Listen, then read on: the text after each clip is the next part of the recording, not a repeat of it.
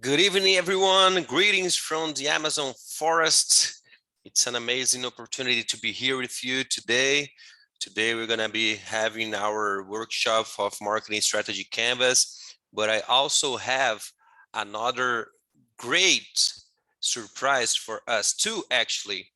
One is that our prize for the competition will get more interesting because we just finished a partnership, actually started a partnership with acceleration company here in Brazil, and they will give as a prize for the group that wins the competition the opportunity to be accelerated by Dan.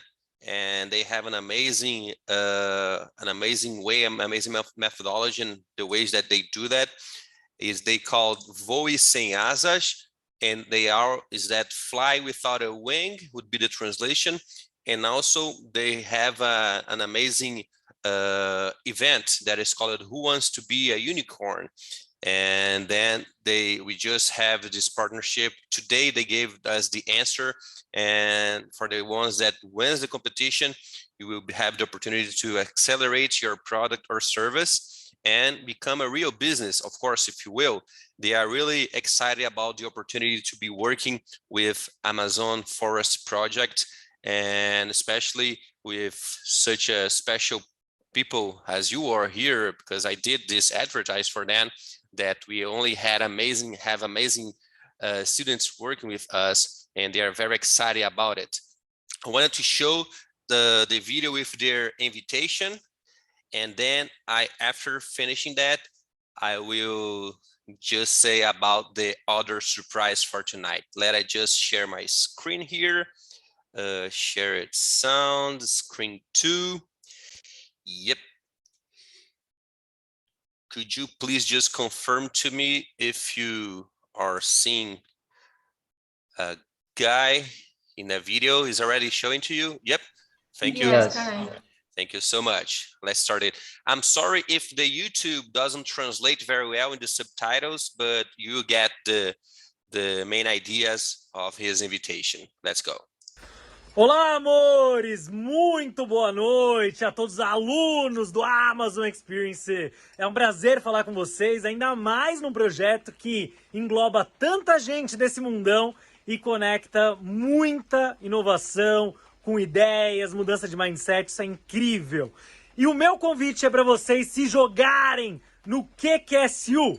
Quem quer ser unicórnio é nosso programa de aceleração junto com a IBM, para acelerar e desenvolver startups em early stage, para fazer com que essas startups iniciantes voem aí, rompam barreiras e conquistem os mercados. Amores, vocês todos são nossos convidados, né, para participarem como exploradores, para assistirem às palestras, mergulharem. Então entrem no Simpla e joguem QQSU 2021. Vocês vão encontrar lá o evento e entender quais oportunidades que vem dentro dele. Mas a notícia boa, sim, amores, temos breaking news aqui, breaking news, é que o vencedor de vocês, o melhor projeto de vocês, vai ganhar um VIP Pass para ser acelerado no QQSU. Nós teremos 81 startups sendo aceleradas, agora com esse VIP Pass, 82. E não tem mais vagas além dessas. Então, amores, aproveitem. E quem vencer, vem com tudo, amores, porque juntos a gente vai voar sem asas. Um beijo! I love his energy. And so, for the ones that are really willing to become a real business, to become a real business for the ideas that you're having for the Amazon experience, I hope this can motivate you more and that you put more effort. I'm very happy with all your engagement, and I hope that you're having an amazing experience such as we are having now. So now the second surprise is that I received an indication from Professor Washington from Unido Bosco in Resende in Rio de Janeiro to present to you, and we are going to have an hour with her, and she's an amazing professional, Caroline Chalitari. She does an amazing job. She now is in the US, and she will be with us for this first hour. And then after this first hour, we will continue with my workshop. I hope you have a great night. Thank you, everybody. And I hope you do, like yesterday, have a lot of engagement and participation with them, and that we can learn all together. Okay, Caroline, try to share your screen because I already allowed that, but just to be sure that it's working. And if you can't, you just say, and then I give you the host for you to share the screen. Thank you so much. Okay, hi everyone. I'll try to share screen. Yeah,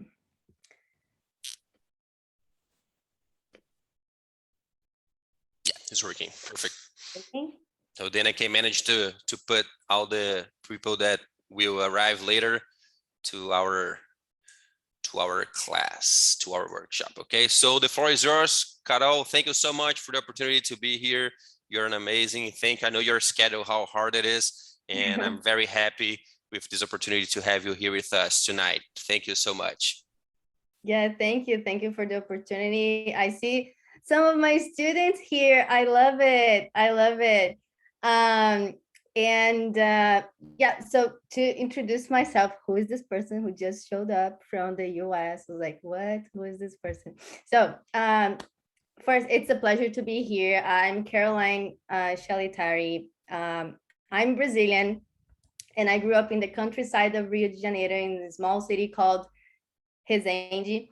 I've always been a nerd and a very inquisitive student. So being here today, showing my point of view, is something really significant for me. So thank you, Caio, for the opportunity to be here today, and sharing a little bit about my professional background. I am a merchant ships pilot by training. I'm a ship's pilot, and I graduated from the Merchant Marine Officer Training School in Brazil. I was a military woman. I loved my career as a military woman. It was what I wanted until the day that it was no longer. I remember one day I was looking out to the ocean, and when I was on board, and I was wondering, where is that girl, that teenager who wanted to support humanity in some way, and what is she doing here on a ship supporting vessels, prospecting crude oil? Like, what? Like, nothing started like to make sense. And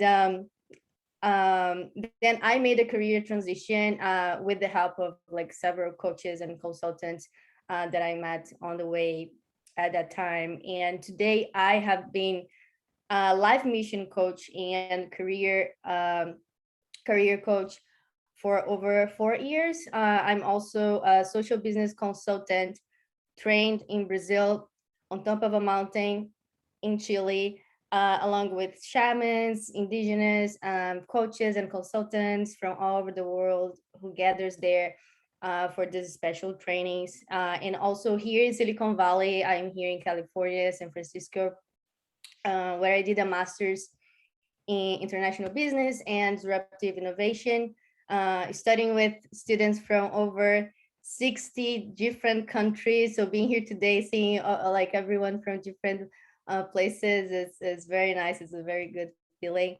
And that opened many doors for me here.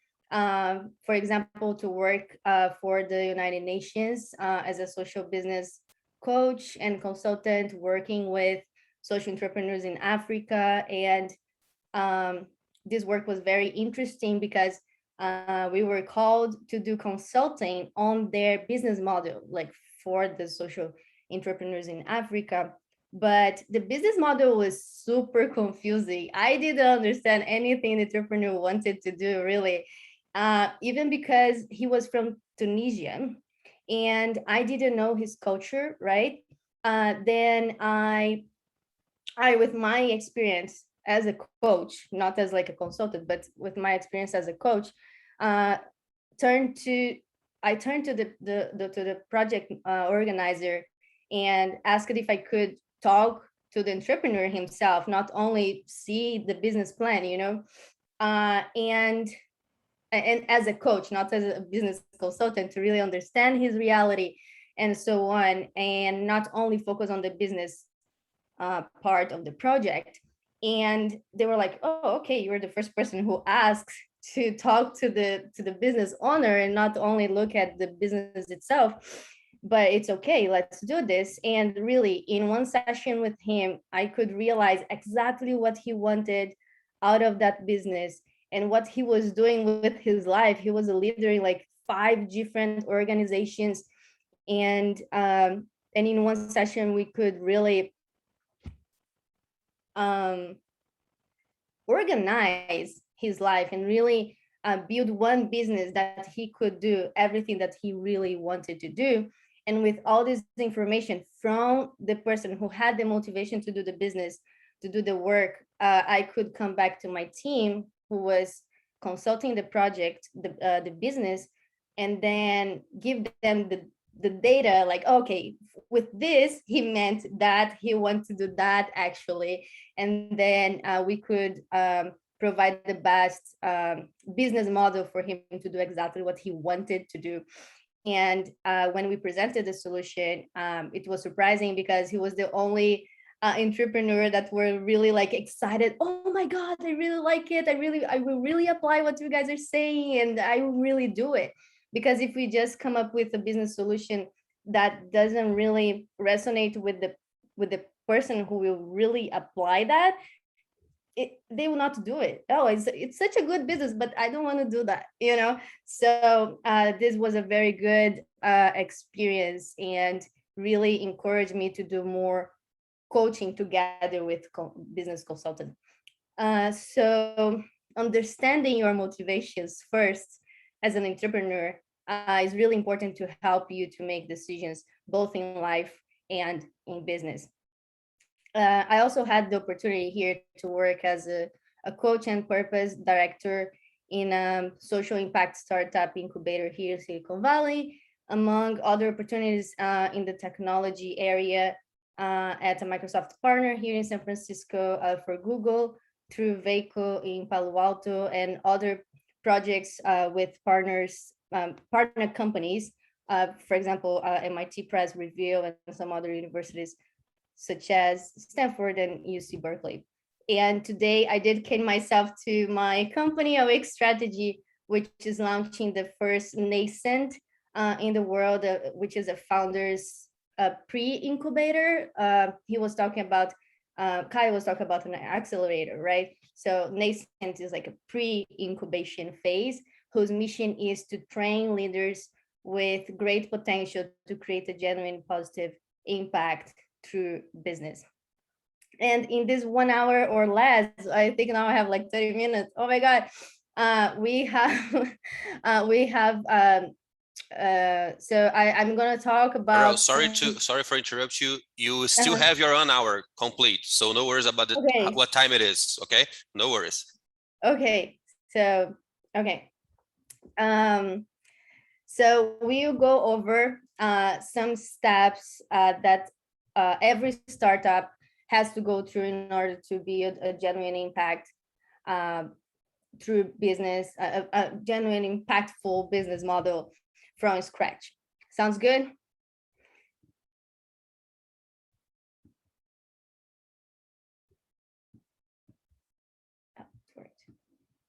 So, and the theme of today is mission-driven entrepreneurship, right? What is that? And what are the other types of entrepreneurship? I like Ryan Levesque's definition in his book, Choose the most important decision before starting a startup, business, sorry, which includes identifying your identity as an entrepreneur. And I will say the 4 types. And again, the focus here is mission-driven entrepreneurship, but all of them are good, okay? But if I'm talking about mission entrepreneurship, it's because I like it the most, and you understand why, okay? So opportunity-driven, the opportunity-driven entrepreneur, he's focused on market trends, okay? For example, Jeff Bezos, okay? The founder of Amazon, not our Amazon, the company. The, the internet was growing 2,300% a year. Then he left his job on Wall Street to start selling things online. So it's 100% opportunity driven. Definitely surfed on the wave of the internet, right? And now he's using his fortune to build a luxury mega yacht of 127 meters long. So yeah, we can check you can check it out. It's a very huge yacht he's building. So the second one is the undecided entrepreneur. He knows he wants to start to have a business, but he doesn't know what to do exactly. So he keeps trying a lot of things. It starts and stops a lot of things. Like Mark Zuckerberg, who created a platform to compare the beauty of male and female students at Harvard. This platform went viral at Harvard, but there was also a lot of controversy because he uploaded the photos of all the students on this platform without their permission. And here we go, Mark Zuckerberg again. It had a lot of repercussions, but over time, it gave birth to Facebook that we have today. And the problem with the undecided entrepreneurs is that they don't know where they are going, nor do they have well-defined values. And that was something Zuckerberg himself said at a conference last year, that he regrets not having effectively determined and communicated the company's values early on, even because there wasn't. So then you communicate what, right? So that's one of the challenges with the undecided.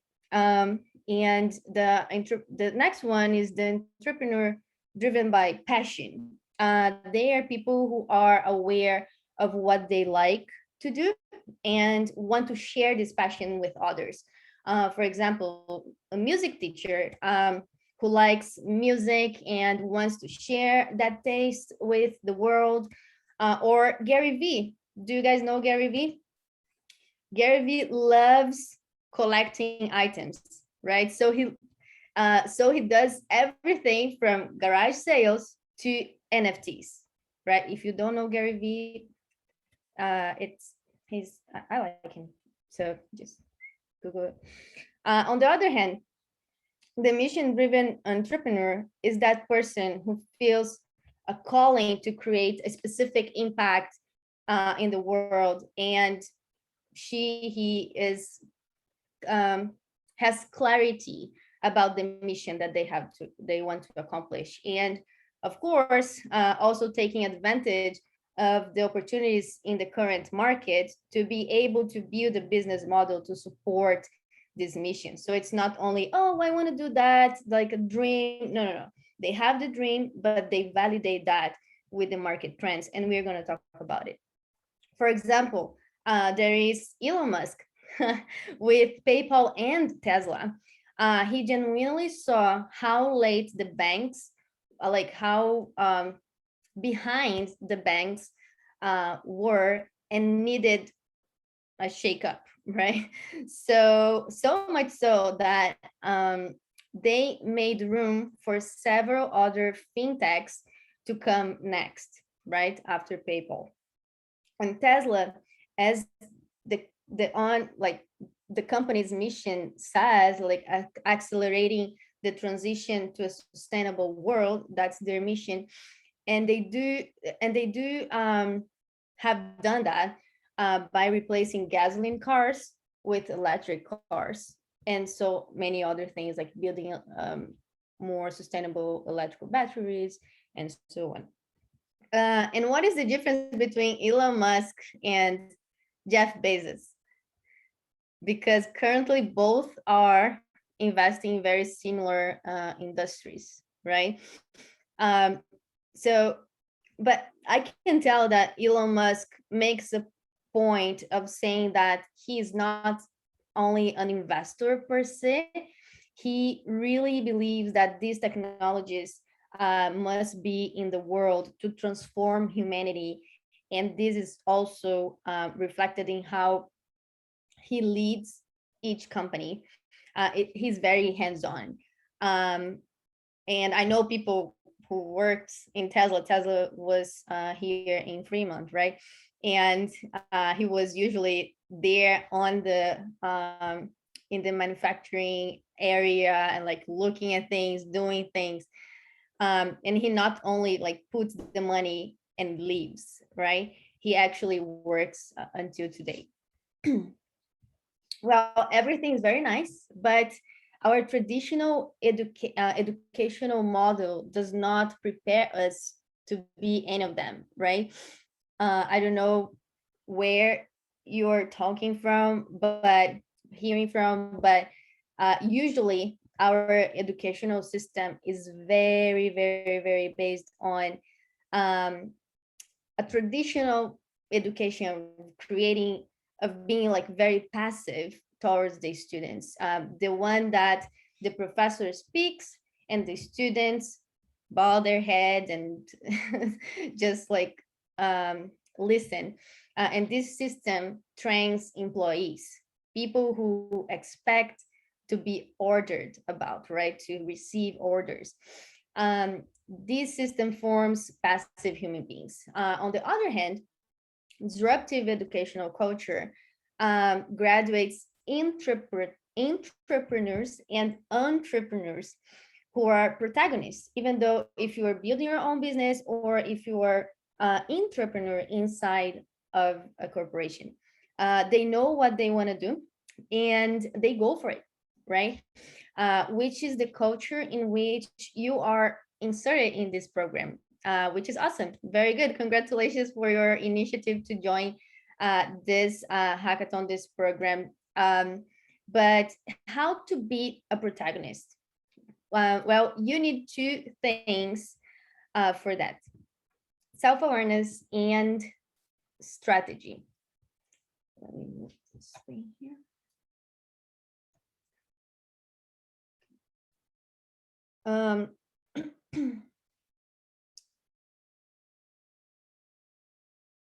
So, and self-knowledge, to be able to decide what you want and be self-motivated. And a strategy to apply what you really want to put into the world effectively, right? Not only being in the mind, but really actually do it. And where to start? Self-awareness or strategy? Let's see how Calvin would answer that question. Do you know Calvin? Here, Calvin. You know Calvin, right? Guys, don't let me speak by myself. Talk to me on the chat too, okay? I don't know. Okay. Or in person too, in voice too. So I found this charge in Portuguese, so I just put it in translated to English. So does anyone have any more questions? And Calvin said, I do. Say, Calvin, what is the meaning of life? I was referring to questions about the topic of the class. I was like, oh, honestly, I would like to know this answer before spending energy in other things. Who here agrees with Calvin? Who can relate with Calvin? The ideal is to always start with self-awareness, right? And keep the journey of self-awareness too. Of course, this is a constant check-in. And that's what we are going to start with today as well. So who am I? The famous existentialist question, right? Who am I? And I have to tell you, I'm sorry, but you're not exactly who you think you are. And that's good. Okay, that's good. Stick with me and you understand why I think it's good. So as we grow, and acquire experiences within the family, the community, where we are inserted, with friends. Naturally, we human beings create mechanisms to survive and be accepted. For example, when a baby cries and the mother comes running to caress the baby, and the baby learns that if he cries, he'll be rewarded. And what if this mechanism works until the baby reaches adulthood? He will continue, he will continue to do so as an adult. Another example, as a child, if we do our homework, we get a high grade, a very good grade, and my parents will be happy with me, they will love me, accept me. So I have to keep being good at everything, even into adulthood, even though in adulthood it doesn't make much sense anymore, but you keep doing it because it's become a habit, right? And so on. So many things that happens to us that we just react to it and we create a mechanism. um, and that's why a child is so spontaneous and authentic, right? They have no past, they have no traumatizing experience, yet such as like rejection, sadness, that make us defend ourselves and create new mechanisms in our mind to prevent that situation from happening again. And to survive in today's society designed as it is today, and survive the fears and traumas that arise naturally over time, we create these types of vicious circles in our mind, which when we reach adulthood, often we don't even understand why we do certain things or think in a certain way, but we keep repeating habits, patterns, and reactive behaviors. And these behaviors and thoughts shape who who we how we see how you see yourself and how you show yourself to the world. But your essence, the one that was born with you, is still in there. But we are putting a lot of protective layers on to keep us alive and accepted. And these layers, which are merely a reaction you yourself created to the environment you grew up in, create common beliefs like certain definitions of what success is, definitions of happiness, what a good relationship is or should be, what an ideal career is, how a business should be managed, and so on.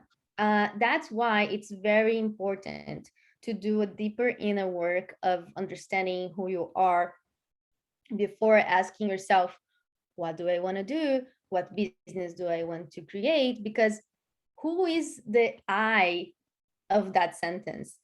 Um, is it a reactive self, a multiplier of common social beliefs, or is it a self honored protagonist self who is asking this question, right?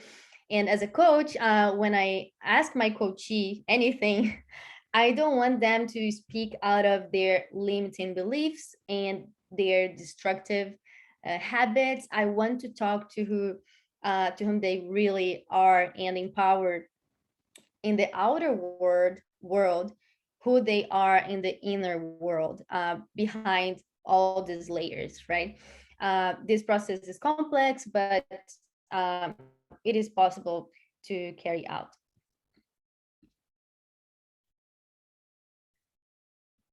So accessing who you really are will bring you accurate and genuine motivations to then, yes, seek external tools necessary to execute what you genuinely want to do.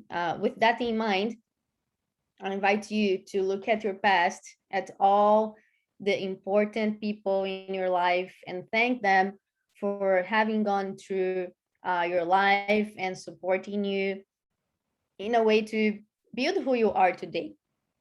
Good or bad experiences, it doesn't matter. They are all part of who you are, you know.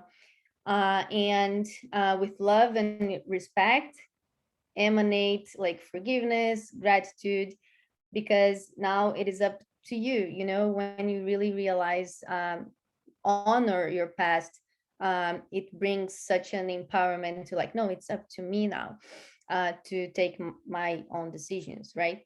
And you are the owner of your destiny and prepared to choose what you really want, for your career, for your life, and for your future company. So, and to talk about the mission driven entrepreneurship, we also have to talk about the myth of purpose. Then, because then you turn to me and say, Caroline, I know what I want. My dream is to have a house on the beach, earn $1 million, buy a car, an helicopter too, among other things. But let's start with that, right? Which is the most important things. Then I'll tell you the following: that everything is fine, but everything you told me, they're not dreams. Those are goals. Goals are concrete, tangible, measurable, and plannable, right? Um, Besides dream and purpose, it is never really about us. Buy me a house, $1 million for me, a car for me. Purpose always has to do with the other. What am I going to do for the other? Purpose is never about you, but about other people. It is a service, so you serve someone else. So if you are still in me, you haven't gone deep enough to understand your true purpose and the challenge, the problem you want to solve, and the people you want to help. Okay, if purpose doesn't have to do with me, does it have to do with whom then? So, and to help you to get closer to who this person is, I've set aside a series of questions to help you access this. And I will share, I'll not go over all of them, because you see there will be a lot of questions.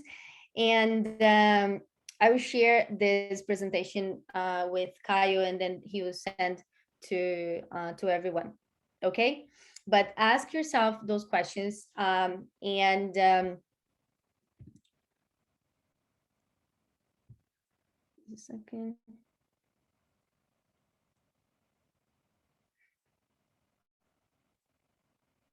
Yeah, ask yourself those questions, and you get like closer to understanding who you really want to help and the problem you want to solve. And I put it under the title, the myth of having to love the customer, because usually it is the opportunity driven entrepreneur and the indecisive, that in order to have good customer service,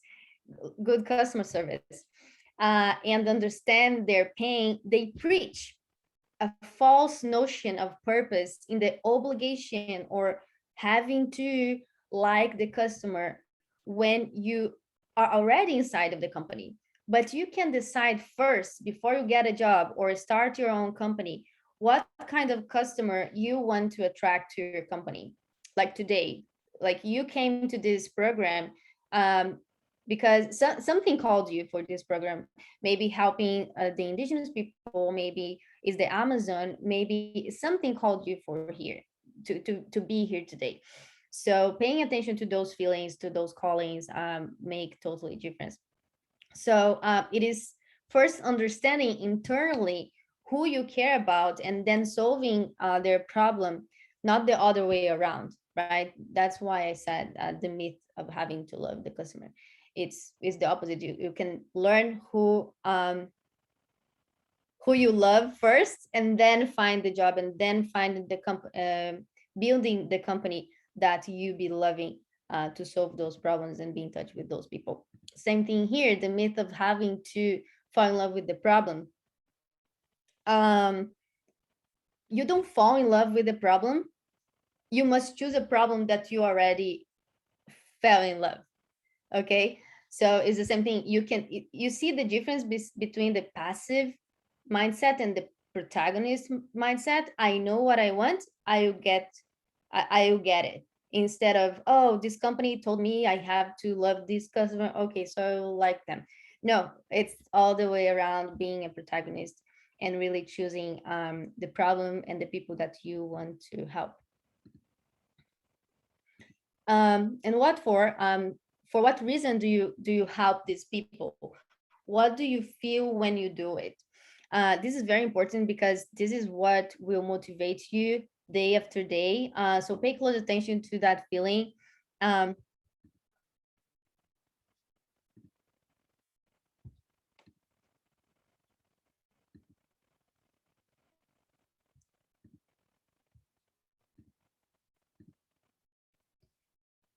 also, what do you want to do to help these people? Asking those questions will really help you, guide you to build the business. For the program here today, the focus is Amazon and the Ribeirinhos and people from rural areas in Pará. So what do you want to do to help them? So asking and focusing on them and asking those questions will really help you to create the startup idea for this program as well. And like how, and I was like talking to you, not specifically only for this startup idea that you will create, but like how it can be, you can perform this action. Answering all these questions, a lot of things will come up. So you can perform this action of helping people in different ways. For example, in the form of a hobby, employment, volunteering, creating your own company, which is the focus of today. But answering those questions, many things will come up. And you can fit it into different parts. So what channels do you want or like to communicate with these people, etc. That's the how. And how to discover your mission. It's very simple. You take all the previous answers and put them together in one sentence.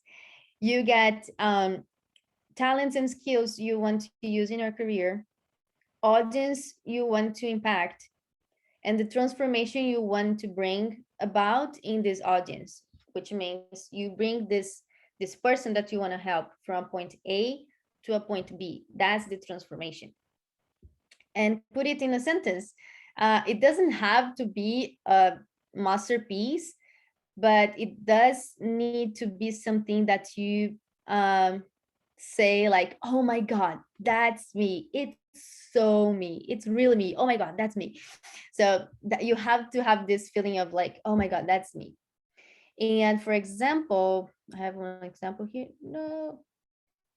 So for example, it's Marcelo's mission. He was my coaching client. And after 1 month working together, we came up with the first version of his mission statement. You can see there's nothing fancy, but that's exactly what he needs, what he needed to know about it. And after reading this, his eyes shined differently and he found himself. He woke up, he was exactly like, oh my God, that's me. And again, it resonates with him. But when you go through those questions and really assess yourself, you will find that feeling for you as well. And for sure, what you find there will be some correlation with the project that you are working here today. So use this project, this startup, this business idea that you will come up with as a milestone to help you to get there. Okay. So, and without knowing it too, just like magic, your dream business model is ready, right? So because I call this the dream business model, because so far we have only talked about the things you want to do, right? And that's really why where we have to start. We first dive into your inner world to find out what you want to do. But then the next question that comes in is like, will it work? Is like, so let's see. So we have all our wants. Now we know what we want. Now we know our mission statement, and we have to really understand if it really fits the reality. How do we validate that? How to overcome this duality, what I want versus the market reality, and to make it, to materialize, let's say like that, this dream in the best possible way. We are going to talk super fast about two super big topics as well, which is evaluating, assessing the startup idea, which was a model I learned at Y Combinator's startup school, which is the largest startup accelerator in the world, here in Silicon Valley, by the way, from which startups like Airbnb, Dropbox, Rappi, Twitch, among others, came from. And we are going to talk about social impact strategies, which is how to turn this mission into a profitable and impactful business. So my students already learned it, right? Do you remember this slide? Please say yes. And assessing the problem to be a startup, the problem you're solving has to have not all, but some of the options here. For example, the problem has to be popular, more than 1 million, 1 million of potential users. The problem has to be something that's growing. It's like, it means growth. The market is growing 20% a year, for example. That's a substantial growth rate. Your problem is urgent to solve. For example, people are trying to solve this now, so that's a good problem to solve. Is it expensive to solve? The problem costs billions, for example. So if you solve it in a less expensive way, in an easier way, that would be a very good business opportunity. For example, the problem is mandatory to solve. For example, the legislation changed and now everybody has to adjust, so it's a business opportunity too. The problem is frequent. For example, people would use for multiple hours in the day, like Slack, WhatsApp, just as an example. So if your problem meets one or two of those, like two of those criteria, that's a very good sign. And we are going to come back to that too, just a second. And assessing the solution, again, I put here, oh, it's in Portuguese, I'm so sorry. I will translate before sending to you guys. Assessing the solution, evaluating the solution, and here I selected some tips that will make it easier to understand if your solution meets the demand of this audience or not, which is really validating, creating it's a customer research, really understanding their challenge and being empathetic with their situation. And I'll translate everything and then you understand better. Create hypotheses and really validating the owner of the problem, and how to do that. It's all here. And before understanding specific social entrepreneurship business strategies, it's good to talk about the level of consciousness of business leaders. Frederic Laloux wrote a book called Reinventing Organizations in 2014, where he categorizes companies according to their level of consciousness, from the most competitive, like red mafia style, in which like leaders, like from these red companies to teal organizations. He divided by colors, that are companies in which leaders leverage the talents of employee, listen to everyone's opinion. The company itself has a more distributed hierarchy and hierarchy. And according to him, in his book, the company itself and the leaders have a higher level of consciousness, like less ego, let's say like that, with more humility and genuine devotion to be able to lead a company like that. So if you want to create a company where people wants to work for, you can't run away from really working on your own self-awareness and self-consciousness. And um, it's very important for you to understand the difference, the different ways to create a positive impact. The difference is that is very subtle and based on the level of awareness of your leaders. And just a parenthesis, if you look at it, the level of awareness of the leaders also has to do with the type of entrepreneur I spoke about on the first slide: entrepreneur of opportunity, indecisive, and by passion and by mission. um well, and how to actually transform a mission into a profitable and impactful business. There are 4 ways to do this, to create um, social impact. Either acting from within and an established company and creating from within an established company, or working for your own.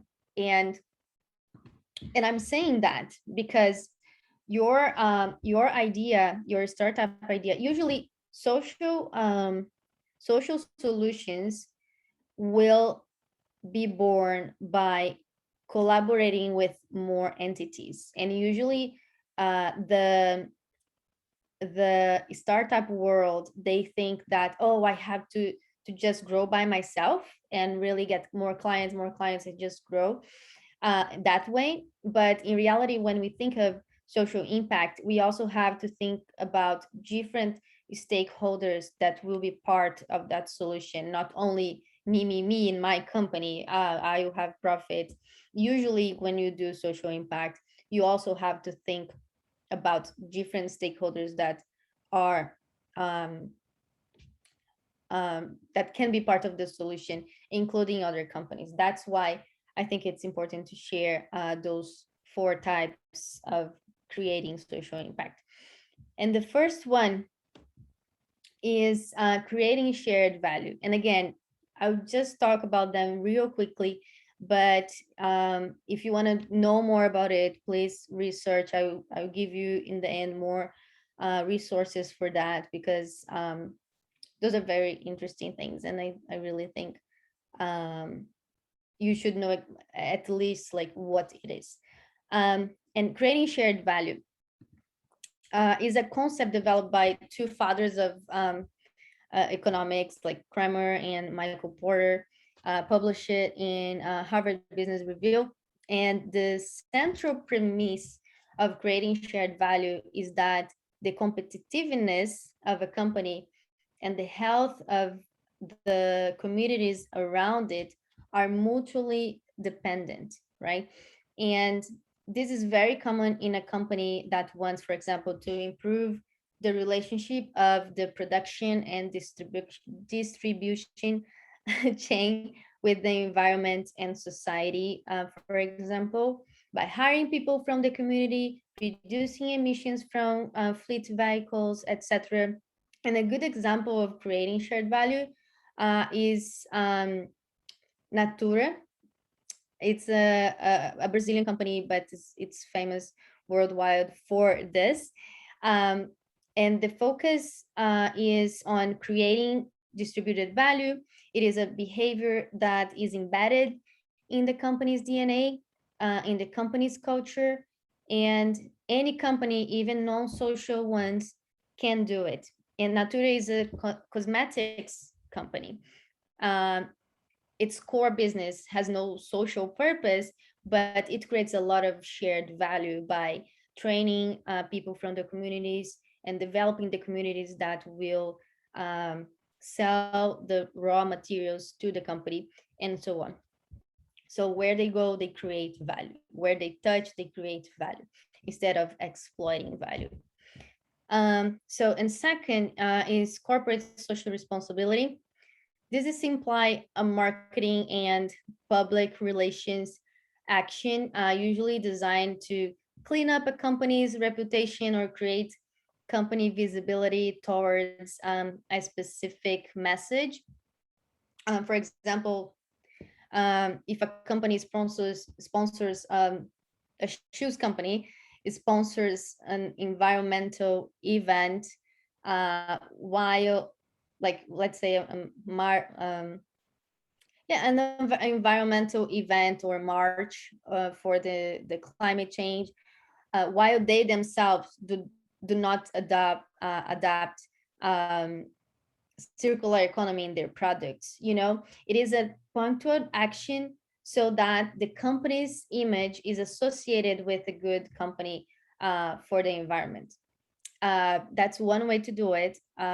Probably not it's not the way where you're going to focus for your startup today, but that's one way to do it, and we have to pay attention to that too. And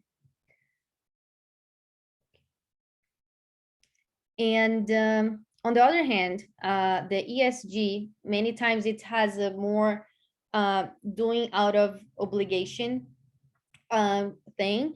Otherwise, you have to pay a fine. It is very focused on KPIs and issuing improvement reports, but there are companies that take it really seriously and raise the bar on this. And the fourth, that focus on environment, social, and governance. And the fourth one, which is what we would, that I think your solutions will come up from here. But it's also, if you understand what is the creating shared value, your company can also be creating shared value, not only social entrepreneurship. In the social entrepreneurship, where the company's purpose is to have social impact, where like the core idea is to create social impact, where the question, how can I impact more people, is more important than how can I make more money. And the focus here is also to create distributed value for the community.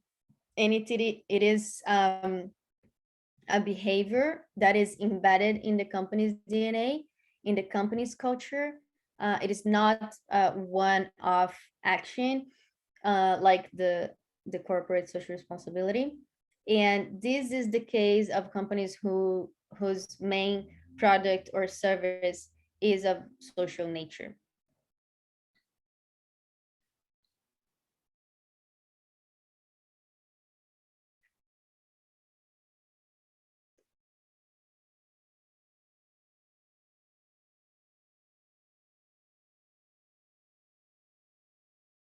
Caio, how are we with time? I just wrote in the chat exclusive for you. You can go on. It's amazing. Okay, don't worry about my time, because then I can adjust my presentation for them. Okay, and you guys are liking it? I can continue, or should I skip some things? Yeah, it's cool. You can go on, teacher.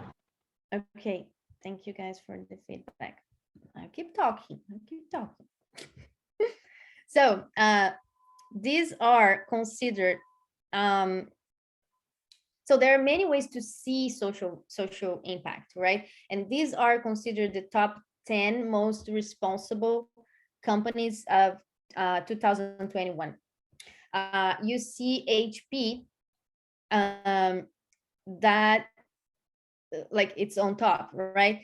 It's on top for years and years. It keeps leading this position, and we have NVIDIA, which is a software company, technology, Microsoft, Cisco. Now find the error, find the what's like weird. Is there anything weird about this list? For me, which is weird, is that there is no social business on this list. Wait, like why those companies are more responsible than a social business who has their main focus on being responsible, right? So it's weird. And I'm showing this more so you can understand how the market sees creating shared value, corporate social responsibility, ESG, and social entrepreneurship differently. Okay, so those companies who are more established, they will, and their core business is not social business. They will use the tool, the strategy, let's say like that, of ESG to report their social value in a more quantitative way. And in this list, you find like companies whose focus is ESG oriented, with like KPIs oriented, so they can report to the media and their and to their finance their social impact. And this is a B2B business opportunity from company to company, B2B, for you entrepreneurs, because large companies have capital and interest in investing in solutions focused on ESG, environment, social, and governance. So this type of company can be your customers. If you create a solution that will bring value to them, they have money. They are big corporations who want to invest on those solutions for their company. But how to do this? How to do that? How to do that? So one way to understand this is by looking at what I call the circle of value. Guys, capitalism is nothing more than exchanging value. Someone gives something of value and the other returns something of value, which can even be money, but there are so many ways to create value. So here the goal is to be aware of everyone involved in your ecosystem, in your system, in your business, and understand the needs of each one, which is like what they want to receive, right? Their needs is what they want to receive, and what each one has a value to give in return, and and how make everyone in the system give at least one thing and get at least one thing for them, right? And make the system work for a common mission.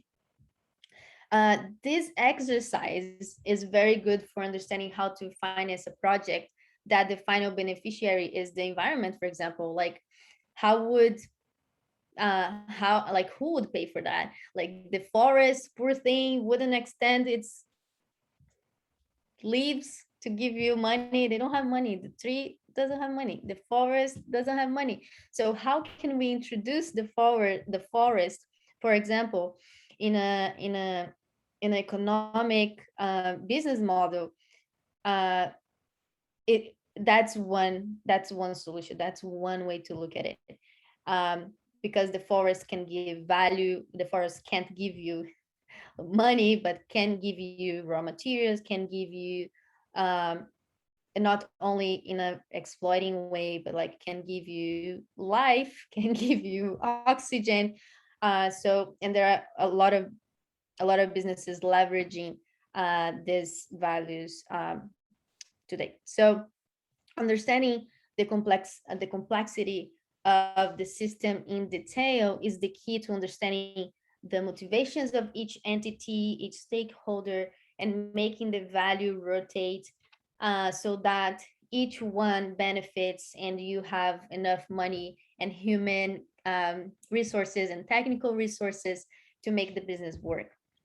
Because sometimes people can't give you money, but they can give you work. They can give you a software. They can give you so many things to make the mission, that mission be accomplished. And which in the end might look more like something like this. You understand what each one wants and deliver it to them so that in the end you get the necessary resources to make your business grow. And another important concept I wanted to bring for you today is the bottom of the economic pyramid, because conventional entrepreneurs focus on the market they already know and that they see every day, right? The entrepreneur is like observing the challenges in the world, but uh, what about the customers they can't see, right? Whose customers are people like they focus on people who are like you and me because they can see that, right? um, who have an okay purchasing power, but this audience um, is the one that needs help the most and is the most promising and growing market, because there are 4 billion people with purchasing power who do not have quality products and services dedicated to them. So they have to pay even more to have access to the same products and services that we have, right? And what is called poverty penalty. The poor has to pay more to have access to the same things that we do, which is a pity. And where there is a challenge, there is a business opportunity. And the poverty penalty is the rate that the most needy people have to pay, because products and services are not designed to be affordable for them, to be physically accessible to them, to be available to them in the time that they can buy, and to let them know that they need that kind of service and product. And you can see here in this slide like awareness, right? And I like to really point out here in the awareness part is that sometimes they need those people, they need medicines, they need soap to wash their hands and prevent some disease, um, and they don't know they need it. And we have to raise awareness for things that they need to buy. And the ribeirinhos and the people from rural areas, they are in this bottom of the pyramid as well, because as I was doing some research and also talking to Kayo, we don't have much data about them, but we know that they earn usually, right, less than one minimum salary in Brazil, which is again less than $4 a day. So they are in the bottom of the pyramid as well. And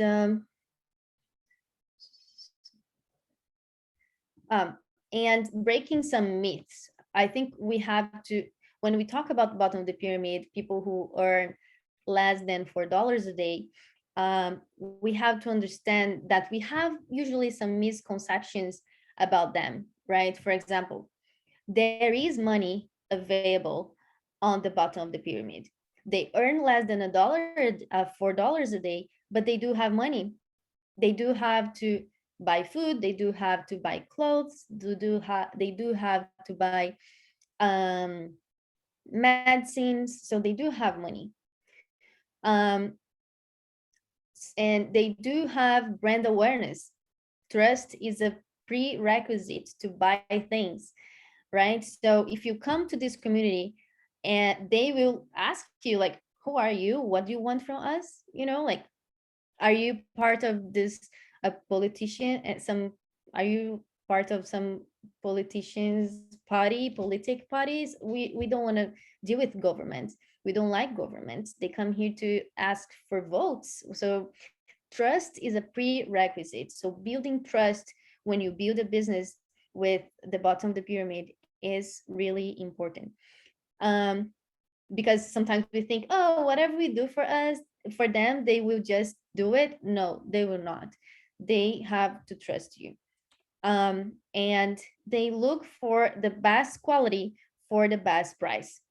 That's true. They are like you and me. They don't want to buy things just because, they have feelings, they have emotions, they want things of quality. And if it's not of quality, they good quality, they will not buy, you know. But like considering their perception of quality, and they adapt to technology quickly. Sometimes we think, oh, I bring this software to them and they will not understand because they don't have even a cell phone. So they will not adapt to this technology that we are developing for them. But in reality, they do, because if you give to me a totally new phone, I am used to have a Samsung. So if you give me, for example, an iPhone, to me, I will not know how to use it, because in my mind, I already have all this conception of how a cell phone should be. So I have even more. It's even harder for me to adapt to a new technology. But if you give to someone that hasn't have any experience with technology and you teach them what they should do, they will not have to forget what they already know. They will just follow what you tell them to do. So they do adapt to technology quickly as you teach them. So those are some truths that we have to understand about this public, to create solution for them. And the key to being successful in this market is not asking yourself, what should we do to make more profits, but rather, what should we do to impact more people? Because I was also, because they have less money, if you want to, of course, create uh, some products for them to sell for them, right? We can have uh, many types of interactions. But if you want to sell a product to them, for example, it's possible, but you will have to leverage the quantity and not the the price per unit, for example. And two examples of bottom of the pyramid, social entrepreneurship involving the bottom of the pyramid, that I think are valid for this hackathon, and that will help you guys to, I think, open your minds to what's possible to do.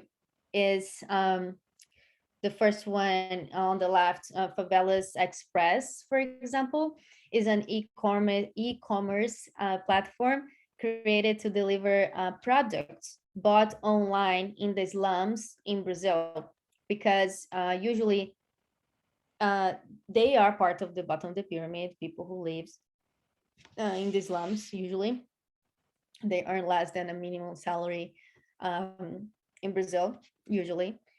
And they used to buy online and travel miles and miles to have access to the things that they ordered online, because there was no logistics to really bring the product up the hill, for fearing violence, and also because the streets are very narrowed and the houses are not easy to find. But the person who grew up in those streets, they know very well how to find the houses. So they created the Favela Express, a completely new market where there wasn't any logistics system in place, and created new jobs, because they hired the people in the slums to do the delivery. So they created new jobs in an area that was no logistics. So they created, they put the favela on the map, kind of, by creating this profitable business, e-commerce. They created the Amazon of of the slums. So there is money in the bottom of the pyramid. They have money. They do buy online, and that's proof of it, right? But again, if we're talking about the Ribeirinhos and people from the rural areas in Pará, we have to understand their reality. And if they do buy online, really, maybe we could leverage this opportunity too. Why not, right? And on the right, you see Shotu Cool is a very cool case study that took place in rural India. And it's a very good example of approach that would be appreciated if we do it with the Ribeirinhos and people from rural areas in Pará too. In this example, people in the rural areas were even able to buy food from the grocery stores, but the food spoiled quickly because they couldn't store it properly. Then the company's team went to rural areas, gained the public trust, the people from those areas, they gained the trust and built the entire design of a new product, a new solution at minimal cost, um, together with the community, listening to their needs and challenges, both from the housewives and from the grocery store owners themselves, people who were selling the groceries, the food, and also the women that would take care of the food at home. And then they built a portable, like it took like months to really do a very good design thinking approach and learning from them what they really wanted, and understanding their needs, their day-to-day life and everything. And they built a portable mini fridge. You can see the woman holding it with a rechargeable battery as a solution. Even the color of the mini fridge, they agreed among the people in the village, and the color red was unanimous. Like everyone wanted red. And with this innovation, they managed to bring more quality of life to rural families with quality food, and also to generate better quality of work and employment for the owners of the grocery stores, because now they could sell more, right, and hire other people too. After the sales success, they realized that this would be considered a luxury item for the public with greater purchasing power, and so they expanded sales to other markets. But the primary focus at first was to meet the demand of rural residents. So they created a solution. They realized that that solution would be also well sold to other markets for a bigger price. Uh, and when the solution is developed together with prospective customers and using design thinking masterfully, as Chutuku did, the adoption of the product is much more effective, and the sale ends up happening more naturally. However, when it's necessary to implement social and political changes without much interaction with the public beforehand, it's sorry, it's necessary to adopt some measures so that the change is established for the good of that population. So and for this, some theories of change are developed, whose main steps include alignment of objectives with the community, because again, you're building that together with them. Inputs, which are the resources you use to implement the change, both material and time. And you can quantify these features. Those are the inputs. And the activities, if the solution you're going to implement requires personal training, for example, that would be a type of activity that you would include in this change. Because you remember, you want to bring them from point A to point B, like cause a transformation. So it will require some change. Fourth, outputs are the results of the program that you can quantify. For example, sales results, number of women impacted by the program, for example. In impact, this is where the results that are not as quantifiable are considered, such as the knowledge that you pass it on to that community is one of the impacts. In the short term, empowerment, skills learned, awareness, in mid long term, behavior change, practice, new habits of that community that they have um, to acquire in order to have a better life, and your product or your service can generate this habit change. Um, a more conservative environment is also there in the impact, economic results, a more peaceful society, and so on. And guys, if you if you guys thought it was too much information at once, please don't feel overwhelmed or anything like that. All of this that I showed you here today in 1 hour is a part of the methodology I developed called Nascent, which is a program that lasts like 2-3 months of work together. So in 1 hour, we can't really do a miracle, but I did my best to teach the nugget of everything, and I really hope you guys enjoyed it, and really it was helpful for you, for your stage of life today, and also for your program today with the Amazon experience. And just to give you an overview here of what a nascent is, and I went through all the steps with you guys today. Nascent is where an aspiring entrepreneur goes to discover herself, himself, discover their mission, and accomplish it through a transformative business or initiative with a genuine and lasting impact. And I'm not alone in this.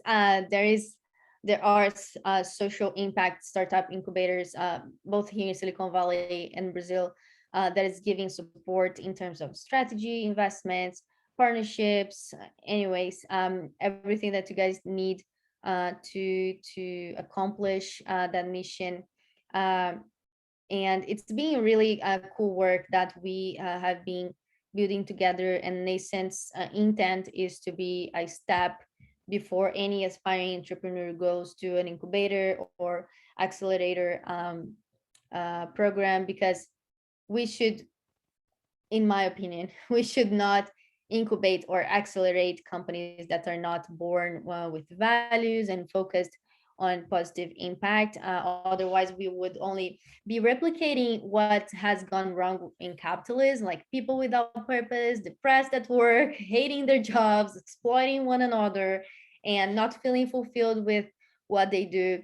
And it has to end, right? And we are here for that. And here I left some reading materials for you on the topics covered today. So if you want to go deeper into what I spoke about today, you can just or screenshot the titles if you want.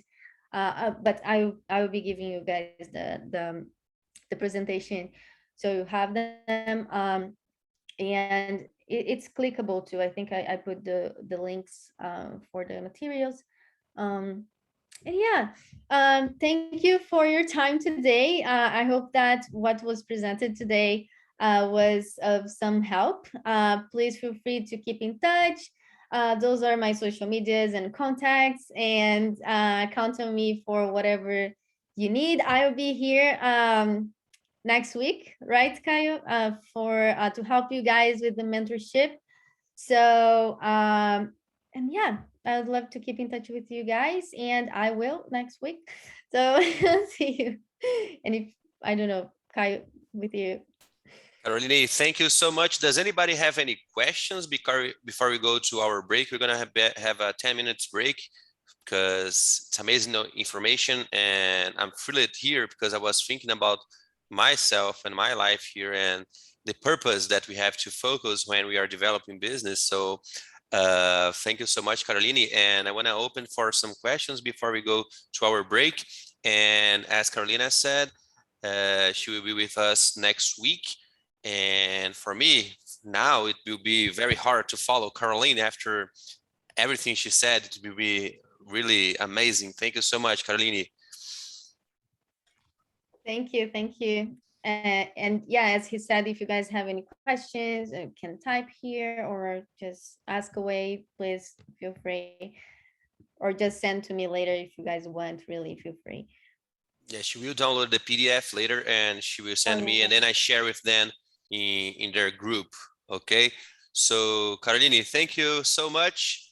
I hope everybody had an amazing workshop, the first of the night, and I hope that you really enjoy it. And she made us to think about why we are here and why we do what we do and how to develop ourselves, and then develop ourselves we can develop the whole world. So Carol, thank you so much, my dear. We see each other next week and we go to a 10 minutes break. It's now in my time here 9:33 p.m. So at 9:43 we will be starting the marketing strategy canvas workshop. Thank you so much.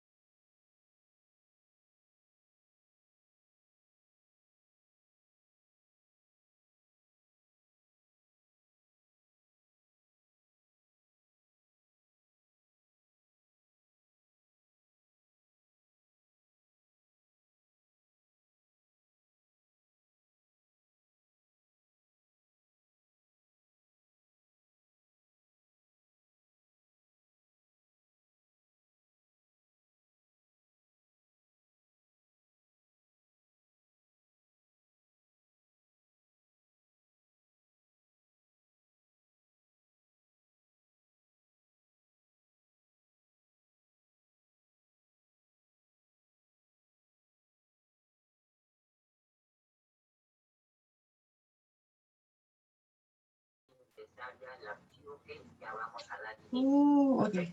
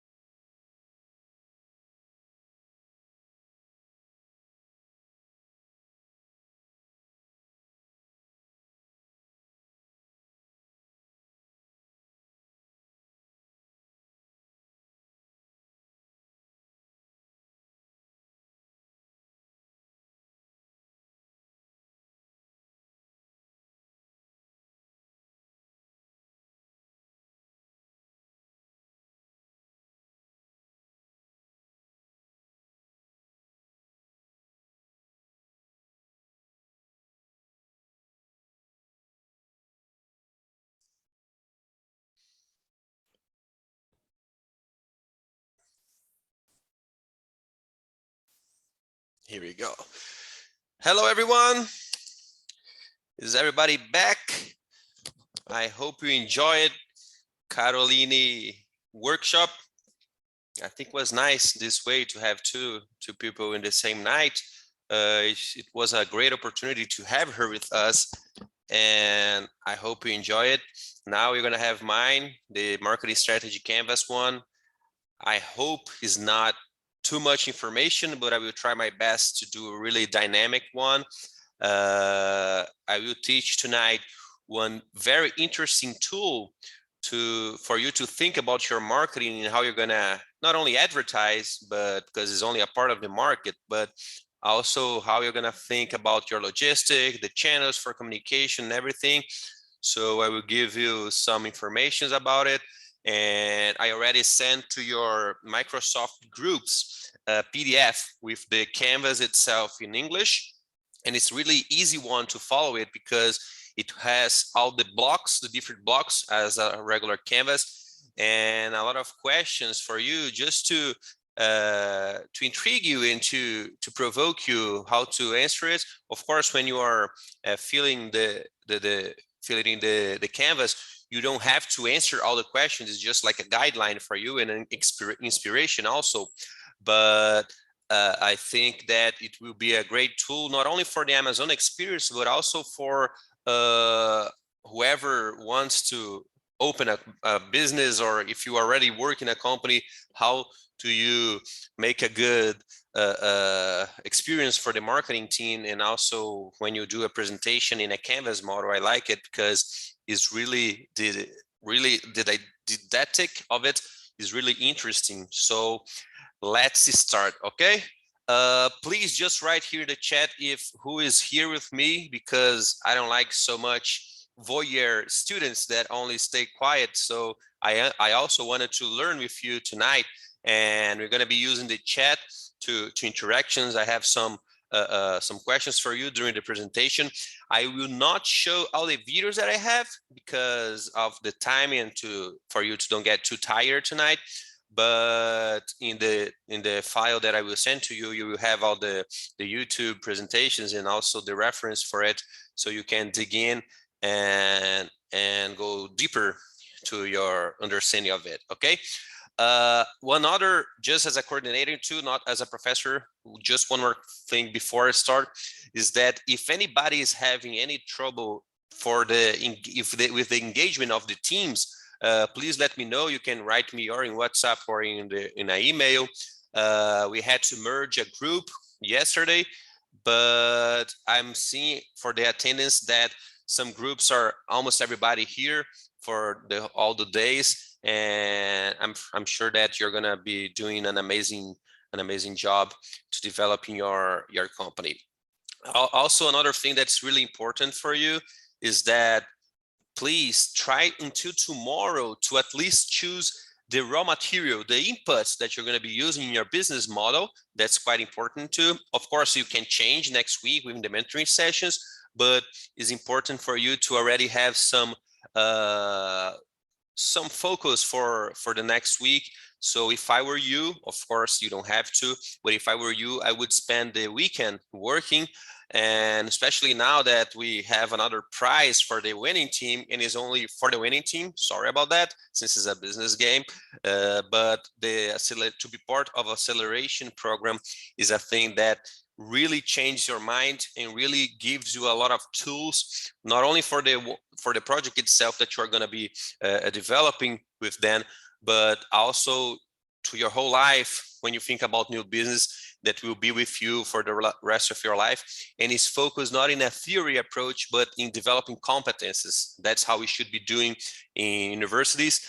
And I know that most of your schools, not most of your universities, that they already have this focus. So I hope that you can have an amazing experience. Okay, so let's start. I will be always looking to this screen. Is just that I have two screens here, so I will look for the presentation too. But I'm looking at the chat, so you can write me and we can interact. Please do it. I don't want to feel lonely tonight. Okay, so let's start. Here's all the reference for our workshop for tonight. It's important for you if you want to hear more and understand more about something that I say, besides of course talking to me, but you can also access this reference and go deeper on it. Okay, here is my CV, my background, but that's not the most important thing in this slide. What I wanted to show here is that in this picture, when you see a road, you need to see that, try to think about this road as your career, as your professional life and the goals that you're achieving, because Being part of a project like that is already show that you are a step ahead of competition, because you could be out in your house just resting now, or people in China could be starting the new day, but you're here learning and engaging with different people from different backgrounds. So the choose that you make is the whole it changed the whole purpose of your path that you're developing your career. So that's the most important, and congratulations for all of you. Okay, what inspires you? Carolina did an amazing job, and I'm a little nervous to follow her, but I wanted to understand you, like, what motivates you? Why you're here like almost 10 o'clock at night, discussing about the Amazon, discussing about business and a lot of interesting things, but what inspires you? And not only in your career, not only in your professional life, because our generations, we want to do a job that actually creates impacts in society too. Is not only about money. Of course, money is really important. I'm not a person that says, oh, come on, you don't have to worry about that. A lot of people who says that is because they have money. So we need to think about also how to make money. That's important.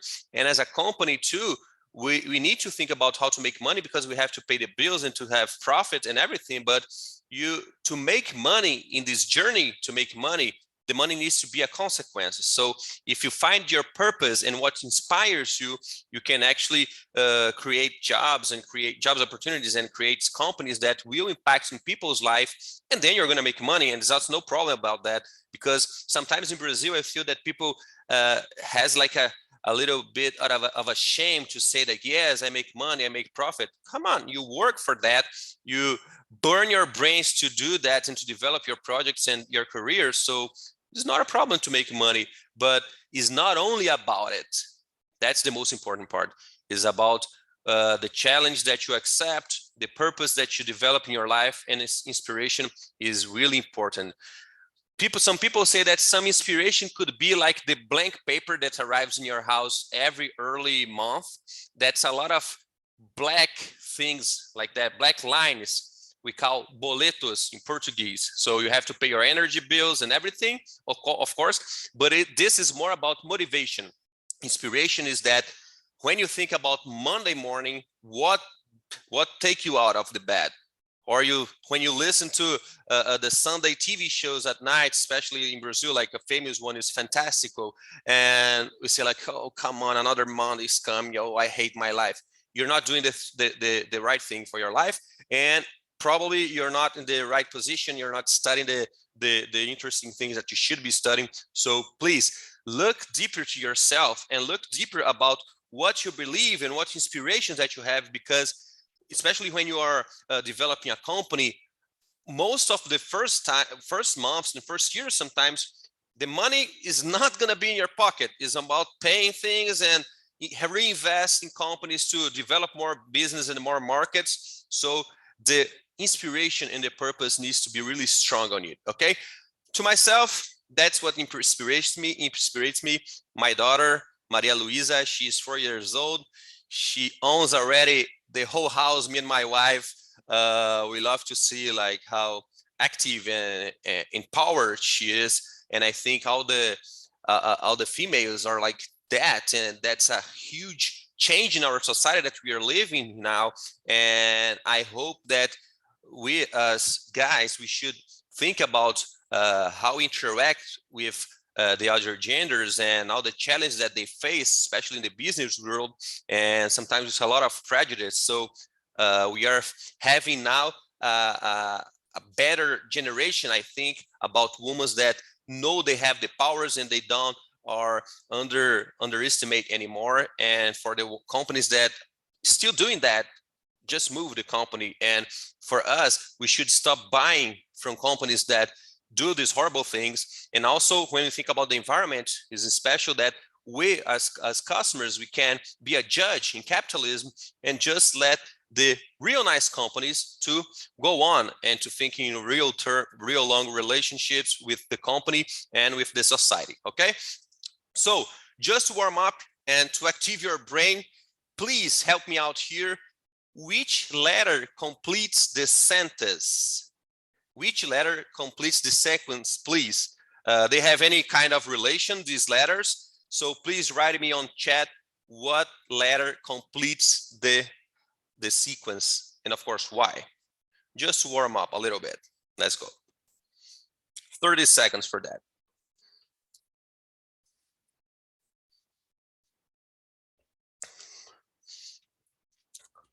I don't know that. I look in Google, so I'm not smart or anything. I have a horrible time to solve these problems, but this logical challenge, but I don't get it.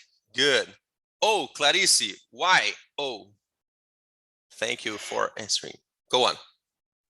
I don't know. I think when you end the sentence, you came back to the beginning. Oh, I good think point. that I don't know why. No, nice way to think. The most important is that your mind process to achieving the is not the answer. The answer is, Nicole said, T. Why, Nicole? Please write us.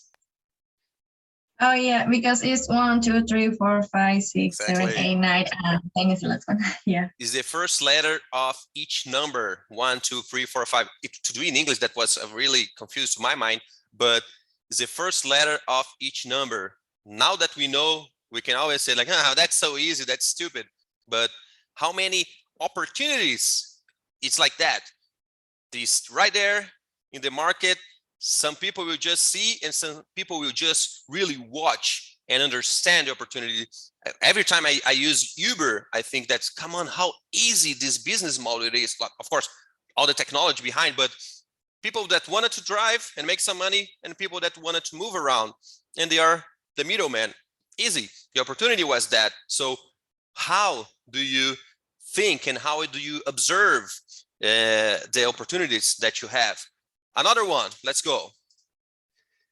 You can use your calculator if you want, okay? Since you're on a computer, I think it will be easier for you to understand. Please solve this equation, and I swear that will be the last thing of math that we're gonna be seeing for tonight. Please, which is the result of this equation? By the way, you can use your calculator again, as I said. You can write on chat or open your microphone. 30 seconds. Who has? Nicole, you can do again if you want, okay? What is the 54,325.24? No, the answer is 1. But why? Let's see again the image. If 1 is equal 5, Because it's so 5 it's equal 1. Again, I really suck in this kind of logical challenge, but it's right there. But sometimes what we listen in the environment really makes our mind a little bit. And if we think, when I said you can use your calculator, your brain goes like, oh, come on, it's a math problem and I have to go type and see any logic. Come on, keep it simple. A lot of times the $1 million or $1 billion idea is the simple ones that solve a lot of people challenge and pains, and you give solutions for society. So when you think about the startup that you're going to be developing for the Amazon Experience Challenge, think about, how can I help not only my pocket, that's important one, the pocket's really important stakeholder. However, how can I impact in a positive way the environment, the society that lives here, all the challenges that people face, and think that my company can be a way to people to be happier, to achieve their goals. So what motivates you again? What's inspirations that you have, and what's your purpose on life? Okay, so now that I got your attention back, let's move on. The world changed and it was right in our term. Of course, when I used to use this slide in my class, I was talking about internet, how the internet and technology change everything, all the relations. We would not be here without internet and technology, but yet last year came and mixed everything up. And our generation, we didn't face any war. And I don't think here in Brazil that even people that live in the war times, in the second war times, for instance, had any experience as we had last year. So we are very lucky, not only to be alive, but also to be in an opportunity that we didn't stop because of COVID. At least here at the university, we changed the key and then we went to the online mode. We still like live classes, but we went to the online mode. But think it was, how would be the pandemic like 20 years ago, 30 years ago without internet? Probably we would be really insane right now and crazy to leave house because we would not have anything to distract us. So how glad and how lucky and how blessed our generation it is. And how are we using the internet and how we using technology is only for the me, as Caroline said, or is about impacting other lives. That's also important and is something for us to think about it. Major challenge at our market today. When you think about doing business, find a new job, find a career, please write on our chat here, what is the major challenge for you? Like, which is the major challenge when you are thinking about opening a company and developing a new business? What is the challenge of creating a company on nowadays marketing? Please, chat time. Let's go on. In Brazil, Information overload. we have a lot of it. Although in Brazil, it's a special scenario one. In Brazil, it's special. Brazil is the scenario in Brazil is so much different, so much tougher. Yeah, it's and challenging. changes every week, every month. Pressy, everything, it's just really different. Exactly. And we have a huge influence here by politics that in our context here in Brazil, it doesn't matter if it's lefty or right. I don't discuss about politicians, but it's interesting to think about politics in Brazil changes a lot and impacts markets. If the president or the governor or the mayor goes and says something not really smart, can change the market and the dollar is affected. So huge challenge. And we are here. So too much competitiveness. Amazing, Danilo. Information overload, as Jacob said, amazing. So what is the challenge? Is important for us to see the challenge, and some challenges we cannot do anything about it. We just need to sometimes create a new type of business model, for instance, to avoid this challenge and these horrible impacts that this challenge can achieve and can get to your business. Okay, so we are facing a credibility crisis. 96% of customers or consumers do not believe what companies advertise. So think again about paying a lot of money for the 30 seconds in the Super Bowl or in the final of the Libertadores soccer game or football game, because your customer probably doesn't care at all about what you're saying.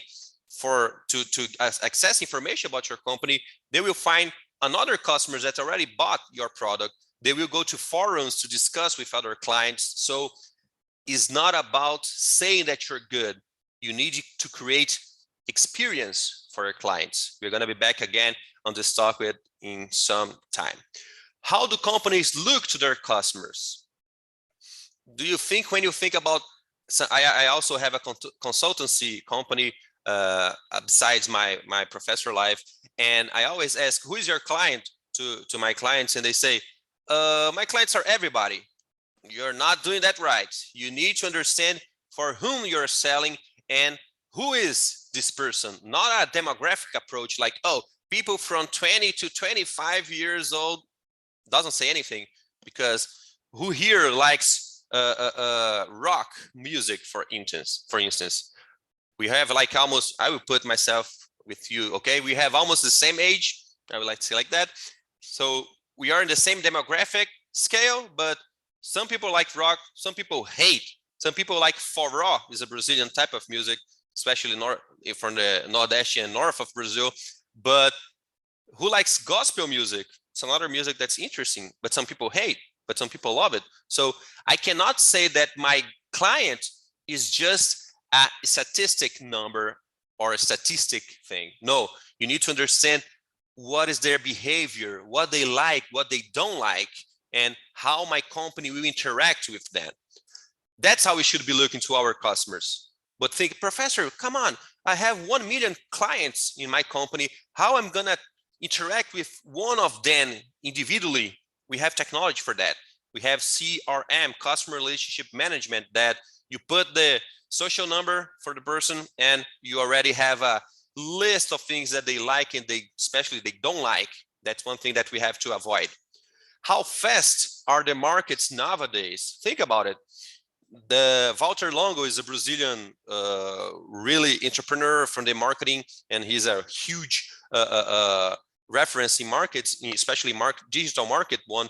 And he said that more important than going in a market, and it's not like in the past that you go, oh, I'm gonna open my company and I'm gonna fill the market. No, you already have to do your studies, go to your market, make your mistakes and learn about these mistakes and improve your companies, like the forever beta mode. However, it's important to understand the market that sometimes you need to know the time to leave and go focus on another product, in another business, another market, because your market can die. Think about Kodak. Think about the beeper. Remember how the technology were amazing? Was like a small thing that you would put in your pocket, and when somebody wanted to talk to you, they would call to this number and it would appear the number for you to call back. And then the cell phones came and destroyed this market. I think it was Motorola that they were in the beeper market, but then they understood that this market would not be a long-term one, and then they changed to the cell phone one. So more important than getting in is how to get off and how to rethink about repositionate your products, or sometimes kill your product and go to other markets. Remember how it was easy to do market in the offline world. That's the analogy, is that your marketing campaign here and the pins are the clients. You do your job and then you collect how many clients that you achieve with your campaign. Amazing. Okay. How it is in the online world is more like a pinball machine, that your marketing campaign is here and you can throw the ball, but you have no idea what's going to happen, because some hater from your company can come and say, oh, this advertising sucks, it's horrible, I hope they burn in hell. But if this person has a lot of followers in Instagram or Twitter or something, this person can destroy your campaign, and then you have to or revamp the campaign or burn it and do another thing. So marketing today is about understanding and interacting with market, and then focus here as a crisis manager. What's going on, happen, KPIs, some numbers and data to take the right decision. So it's time to rethink marketing. How should we do our marketing today? How we should interact, how we develop relationships, and not thinking only the client to buy just once from your company. That's too expensive. You have to think about who are my clients, especially in the pandemic post world, if we say that. You have to understand that, who is my clients? Are they still buying from me? How can I make them buy again? Because it's cheaper to create this level of relationship. And today we have WhatsApp, we have emails, we have blogs, we have a lot of ways to interact with the company and with the clients, and how to understand them better. Past success is no guarantee of future success. What is Nokia doing now? What is Kodak? Last time I think I saw Kodak was selling glasses lens. They were a photography company. They just stopped in their first position in the market, and then the competition destroyed them. Technology destroyed them. And the Kodak is important that they had the digital camera project before everybody in the P&D the department, but they would not kill their most important revenue that was from revealing the photographs. But the market changed and doesn't wait for anybody. We are dealing with humans, not robots. So think again about buying followers in Instagram, how profit it is, like how interesting that is. And think about listen, how can I interact? How can I listen to my client? If my client writes me on Instagram, I have to write it back and give even if I did a mistake, I have to go and give some satisfaction and understanding and talk to this client, at least, because if he's not going to be happy with me, at least he's not mad, because mad clients, they talk about you a lot and not in a good way. Let's move forward. We having to listen to what they say, and now we have technology to do that. So remember who used to play video games? By my time when I was young in the 90s, we would have to, we buy the video game, then receive a paper that we fill it, put in the post office, and then would arrive someday in the company for them to analyze the data. Today, they just send you a link with a voucher to buy a $10 voucher for the next buy, and then you answer, and it arrives in the same moment to the company. So technology, internet, how fast it is, the market, and it's a blast, but also is a curse, because you don't compete anymore just with your city, you compete with the whole world, but you have clients in the whole world. So how we position it ourselves in our company on this environment. That's again about, if we as a person, we need to think about our purpose. Why do I exist? What is my purpose? Think about companies, and it's not only the mission in the strategic planning part, but it's actually why your company exists, which type of problems your company is helping to solve, and how your company interacts with the stakeholders, society, and everybody. We are moving from the scarcity time to the abundance economy. Oh, you don't believe? Okay, type anything at your Google. Chocolate, for instance, BlackBerry, Claudia, great one. They stopped because they were the major ones, and now nobody wants to use them. Type anything in your cell phone, your smartphone. Cell phone is because I'm old, I'm sorry, I know it's a smartphone now. Chocolate, pizza, and see how many options you have. So avoid to think about, oh, I have to have the lowest price. That's not relationship. If your client is buying for you just because you have it for a lower price, when your competitor presents a lower price, he's not going to be with you, he or she.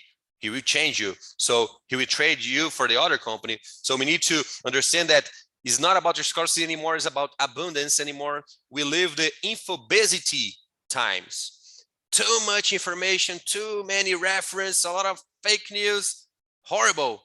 And we are developing a natural span for information. So we avoid, if call centers, when they call you like after lunch to sell you internet plans, you just hate it and you block in your smartphone who is calling this not so nice time.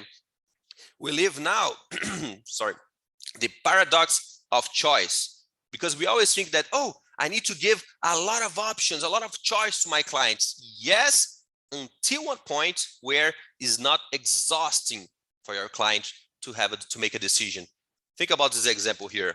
It was a Jam e-commerce in the US, and they used to have 24 choices of jam: mango, strawberry, lemon, banana, whatever. They would attract, when people would type in Google jam, how to buy jam or something like that, 60% of the search, it would go and click in their link because they have 24 choice. However, when they arrive in the website, it would be so difficult, so exhausting to choose which flavor they want. And then only 3% of conversion from the 61 that arrive in the website. What they did, they choose the 6 choice that would sell more. Then they attracted less people when they do a research in Google. However, the conversion part was 30% because it was easier. So you need to give options for your clients, but avoid the too much one. Even think about the cost for your company, because how much money you have to invest for a flavor that nobody cares, only you and sometimes your mother likes the banana. Come on, does your client like that? The company is not for you, it's for society, it's for the clients and for people. So you need to understand and listen to them. And we have now information and technology to do that. How does your idea, thinking about the Amazon experience now, stand out from competitors? Write on chat. Or let's do another thing around, actually. How you, as a professional, if we have only one job opportunity here, we have 34 people in our room tonight, why you should be the one chosen for the for the opportunity, why the companies would have to hire you, how do you stand out from competitors? You don't have to write it, just think about yourself and what you're doing. Experience like this one you're having is something that when you go to a job interview or you go to a bank to ask for an investment money, you have something to say, and not that, oh, I was so smart in my class and I would have a lot of good grades, and I love it. But come on, when you graduate, is only a piece of paper, your diploma, and probably 30, 40 other people will have the same piece of paper. What did you do during your journey in the university to stand out from competition? To when you go to a trainee program or something like that, you will be the one that will be shining for the recruiting process. Technology and futures, commodities. We need to think about experience when we are interacting with the market itself. Look what Nike did. They are not in the commodity or product market anymore. They say they are in the transformation economy, because it's not about selling sneakers anymore or selling some shoes, but actually they wanted to impact their clients' life. How they did that? They created an app where people that wanted to change your healthy life or do some exercise, then it was like a social media, this app that you could put your training and the routes that you did, and you would write when you started to use your new Nike shoes, and then after some kilometers or miles, if you're in the US, they would say, okay, it's time to buy another one, because you don't forget, you need to sell. Of course, that's really important, but if you only think about selling, you're thinking the short term. You need to think about relationship, about a client be so happy that when somebody in his family wanted to buy something, say, hey, buy Nike, forget Adidas, because the Nike shoes, you will have a transformation, a huge experience. That's the most important thing now when you think about marketing. Experience is the only thing that will not be commoditized. This word is complicated. Commoditized.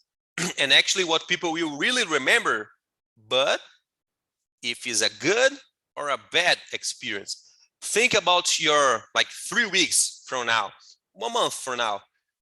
Did you have any bad or horrible experience with some company? Probably, if you remember that, is really sticks to your brain, and people will sometimes say, but what in the past would be like, I will just tell my friends, my close friends, and my family.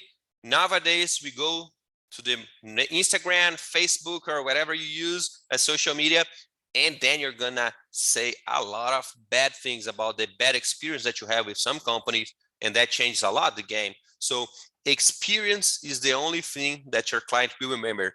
Try to create a good experience for your clients. Let's watch just one video that I think is really important about experience and how to do like a regular beer commercial to really stick in our mind. Let's go. Can you see it's a YouTube video? Are you already looking at that? Yep, sure. Yes. Yeah.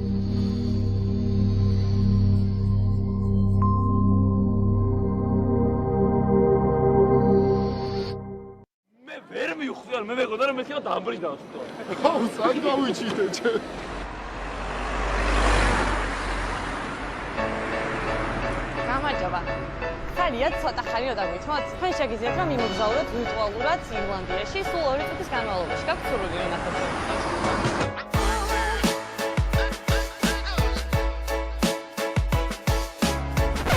კი ბატონო, ყურსასმენი გაიკეთეთ და არ მოიხსნათ სათვალე.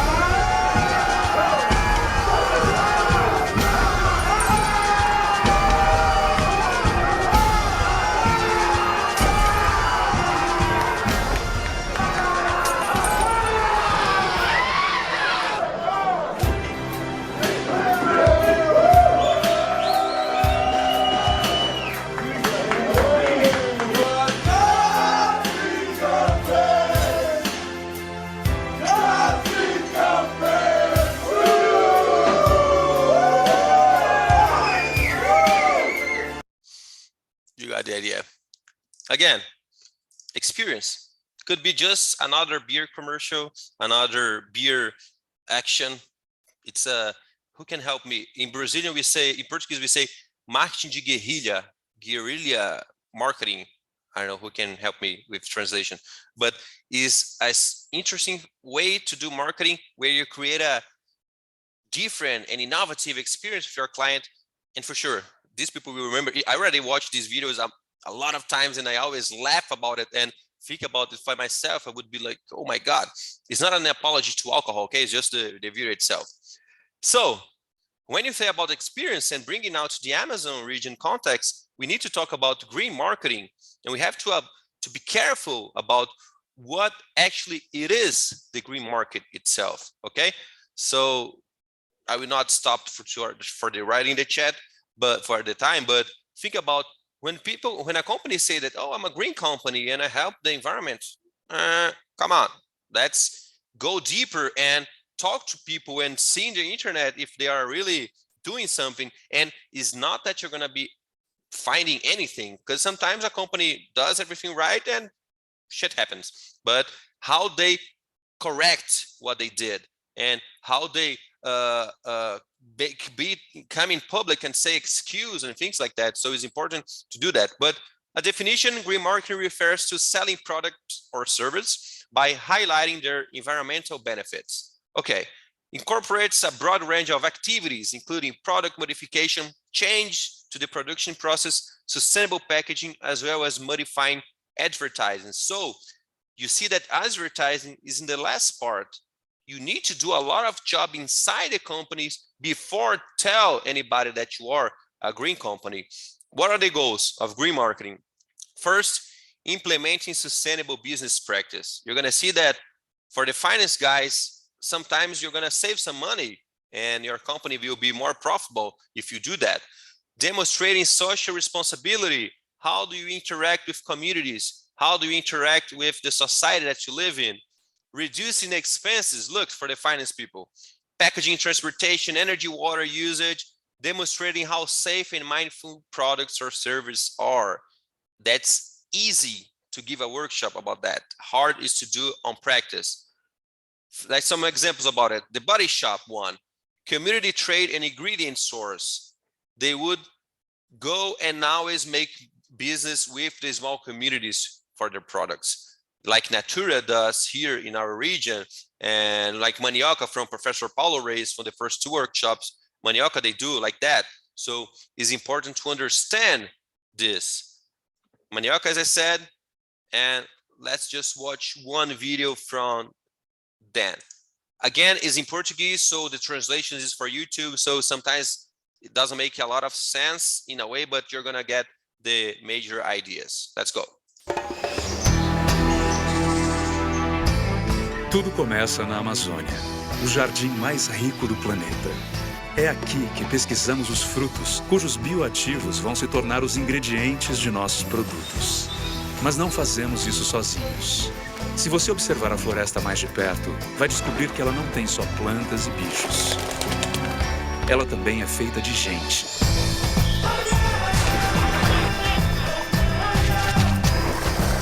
Gente que está aí há muitas e muitas gerações. Gente que vive da floresta e mantém vivo o conhecimento sobre o uso de suas plantas e frutos. Essas pessoas são os nossos guias. São elas que nos contam os segredos e maravilhas do jardim. A intensa parceria com as comunidades tradicionais é um dos diferenciais de nosso modelo de negócio. Ela fortalece e valoriza as comunidades, oferecendo um mercado mais justo para a comercialização de seus frutos. Em nossos laboratórios, cada fruto tem seus bioativos investigados para a criação de fórmulas que potencializem seus benefícios, gerando produtos de alta performance.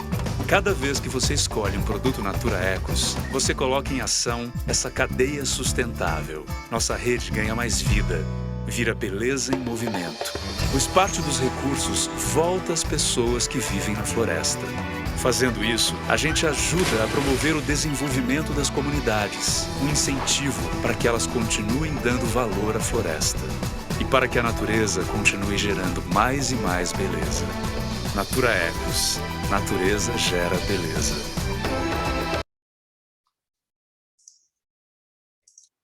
Communities, think about that. How does your business impact in a good or wrong way, in a bad way, the communities? We don't live by ourselves. We are a system, and we always interact with different people, different actors, the governments, but also the society. And how my business impact in the good or bad way the society itself. This Patagonia, I won't show the video, but they put it like in the New York Times, an advertise saying, don't buy this jacket. A marketing guy would say like, what the hell? Why are you talking about that?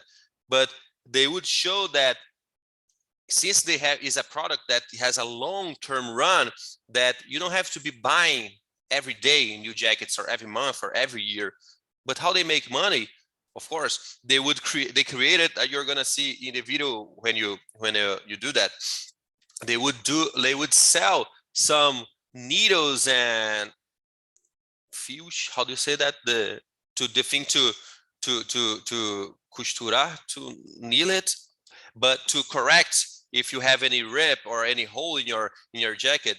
But they would sell that, and they create a business environment where people like the brand, and also they understand that, okay, I'm not gonna throw away my jacket, I'm gonna donate to somebody my jacket, and then I buy a new one. So they created this environment, and they made a lot of sense.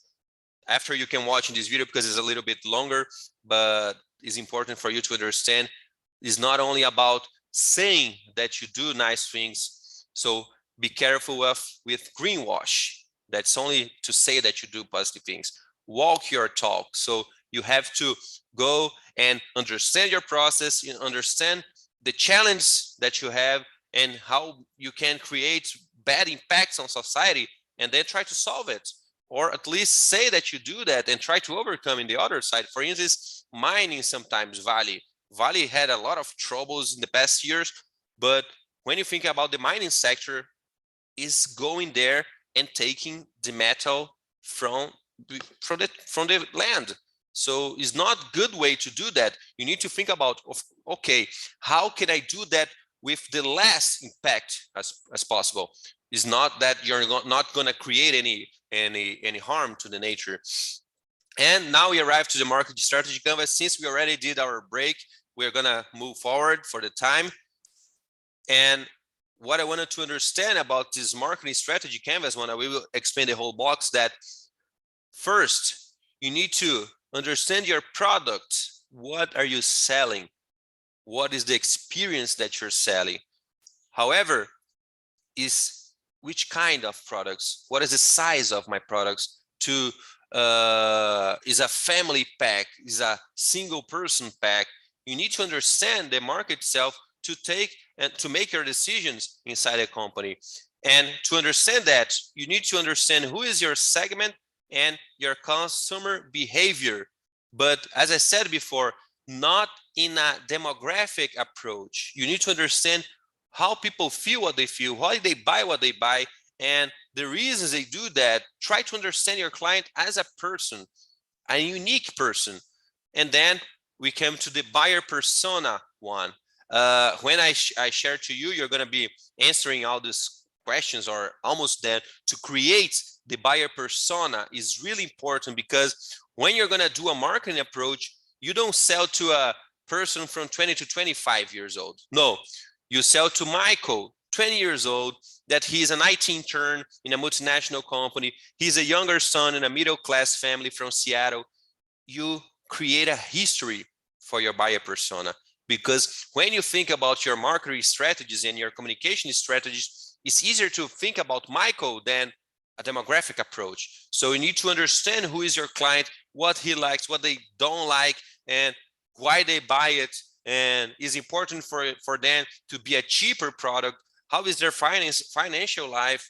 A lot of questions. And to do that, you need to interact with your clients. You have to do research and understand to whom you're selling your products. And another thing that sometimes we forget, because sometimes we are really arrogant, that we think, yeah, my company is a badass and I don't have to care about competitors. These companies will break for sure, because we don't exist alone in the market. And it's important to understand that these stakeholders, the competitors, they can make you improve your company if you understand what they do and try to always overcome the competition and then improve your products and service. Or you can choose to just look inside your company and you don't care about your competitors, and sometimes they will just pass you by and you're not going to be having good results in the market.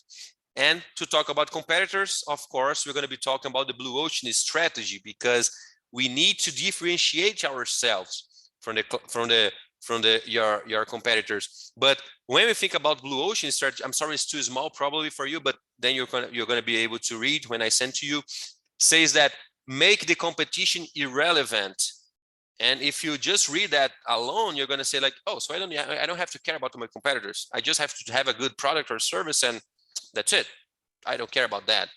However, is the other way around. For the blue ocean strategy, you need to understand and know in really deep mode your competitors, because in what they are not doing good, you can create a new opportunity for your company. So you have to understand and you have to study your competitors, and it's a daily thing. It's not about, okay, when I start my company, I will know who are my competitors, and then I will forget about them. Not at all. Remember Nokia, remember Kodak, remember all the companies that they just stopped by their result in their good results, and then the customer just forget them. So look, just this tool to the marketing strategy canvas, for the blue ocean strategy, sorry, is the value matrix. You do that in an Excel spreadsheet. You just go, because the Cirque du Soleil is the most famous example. So that's a cliche now, but I'm gonna be talking about was in the time of the iPhone 5S. So it's kind of a long time ago, but it was comparing to the Droid Razor and the Moto X. What you do to develop this value matrix, you find yourself and 2-3 other cost competitors, and then you decided by interviewing your clients and analyzing your market, what are the key factors for your client to make a decision to buy from competitor A, B, or C, and you and the other competitors. So in the case here of the smartphone, was the processor, it was a strong one, screen size, thinness of the smartphone, screen quality, battery life, camera, SD memory storage. So find which are the key decision process for your clients, and then you just give a grade for each one of these factors, but is without passion. When you analyze the market and your company, you need to avoid the passion because it's your company, and you need to be really humble about that. Okay, my cell phone is not that good, but I have lowest price, or I have the thinnest one, and then that's where I'm going to be focusing on my marketing campaign. So after doing that, right button in the mouse, and then you create this. You create a graphic of your market. And look how interesting it is to make decisions, because no company can be amazing in all the factors, because that's too expensive. It's not affordable, your product, because it's too much money to do that. So you go, and with the grades, you're going to position it yourself here, and then you make decisions. So this is a photo from your today's market with you and your competitors. As you can see here, for instance, the iPhone, they are not the best ones in everything, but the camera, by the time the research was important, so they would invest more money to develop a smartphone with an amazing camera. Then you use the 4-action framework.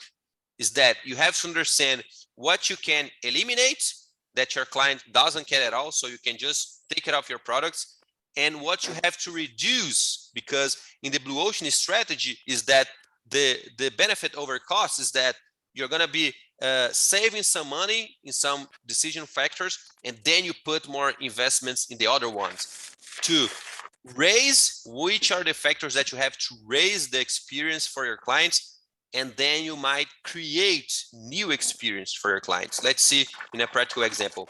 In the same example here, for the green one is a Droid Razor.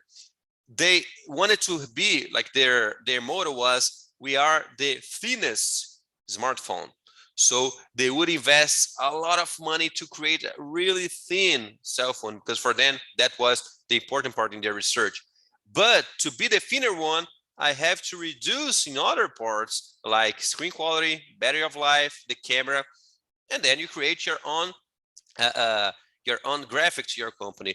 But what I wanted to show here is, since it's the blue ocean strategies, like how you create a market that is only for yourself, that's a little naive about the blue ocean strategy. I believe that since the competition is too much now, huge competitors, so we need to understand that I wanted to move my product to a market that doesn't have a lot of competitors. Then is a blue ocean one that has clients for everybody and everybody's good. Okay, we avoid the red oceans that a lot of competition and most of them by the price. So what they did, the orange one, they wanted to create one thing that only they had. So what they did, they saved some money in some factors, and then they customized the colors. You could have the smartphone in the color that you wanted. You could go in their website and mix the colors, and then you create your own color. Expensive, a lot. However, it's a really marketing approach for you to have a unique color for your smartphone, and then they did a good result. Of course, iPhone is one of the major players, but they arrive in their blue ocean market and they would play by themselves on that. So to do that, we have to create a differentiation. Why your product or service is not just another one? Because if it's just another one, is a commodity, and then you have to fight by price. How do you position your product? What do you want your clients to think? Because position is like the space that you have in your client's mind. When they think about your brand, what they think about it? What is the first thing? When you say about Nike, what is the first thing that comes to your mind when you think about Adidas or Apple or things like that? After you go to the branding part, develop your brand, develop your colors, develop the attributes that you have to modify or not to your brand to be well recognized. And then that also is important about your social approach, your environmental approach, and how you do business, because this will affect in your client. And now we see a lot of companies that are being destroyed by Twitters or Instagram's hashtags because they did something wrong and then they got cancellation process. I don't know if they in English make sense, but people just they don't want to know anymore about your company. And then with the social medias, that's fast that can happen. After the branding one, think about which message do you want to pass in your campaign. We are thinking about the marketing plan here. How do you want to communicate to your clients? Which one is your motto? What do you want to present as a message to your client? After, of course, since it's a marketing plan, we need to think about the marketing objectives. Every time that you're going to be doing some action, especially in marketing, you need to know the goal. What is your major objectives about it and how to measure it? So you can say, oh, in this marketing campaign, I want to increase in 20% my sales. Great. I want to increase in 1,000 the number of followers in my Instagram page. Doesn't matter. You need just to understand what you want to arrive in the end of your marketing plan, what you want to achieve. And for the communication process, you need to understand which kind of medias you're going to be using. And that's why it's important for you to remember about Michael in the persona, the buyer persona one, because how can I talk to Michael? Is in the newspaper, the old ones, where every Sunday we would go and with the papers and you pay sometimes 20,000 reais, like $4,000 for a page in the newspaper, where after I turn the page, nobody cares. Or people are going to be using the newspapers for the dogs to pee on it. So what is the market showing us tonight? Oh, nowadays, what is the marketing? How do we attract the attention of our clients? So think about the beer campaign. It was not about an Instagram saying, oh, my beer is cool, please drink it.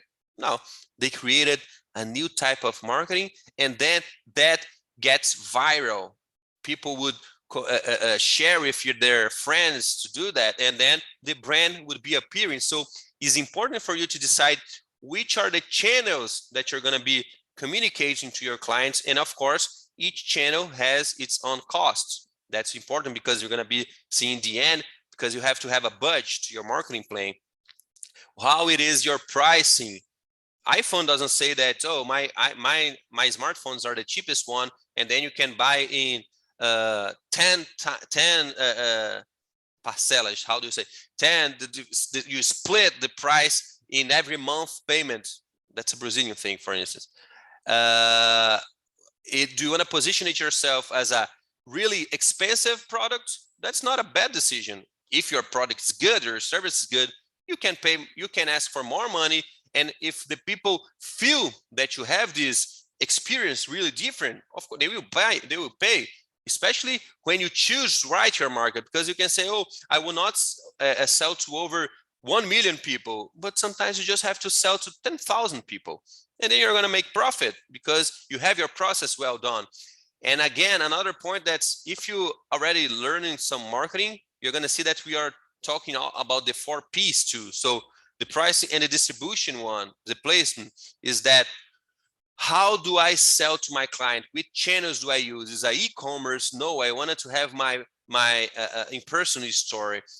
A lot of people say that, oh no, I wanted to be in the Faria Lima. It's a really expensive street in Sao Paulo.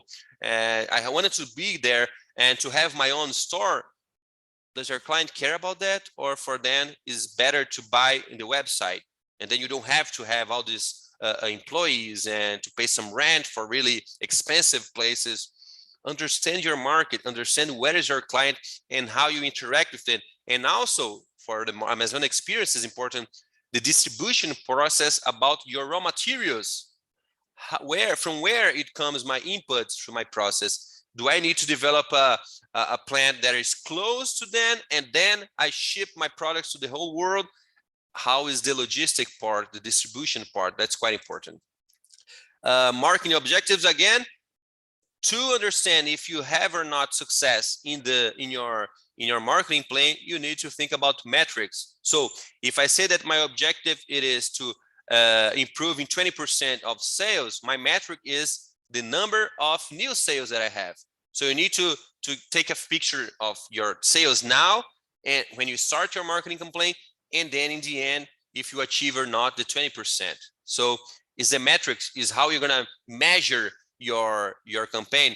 But for advertise agents in the past was just about giving them the money, and then I will put everything in the TV, in Fantastico or soccer games and places very expensive, and then they don't have to present any report in the end. That's not marketing anymore.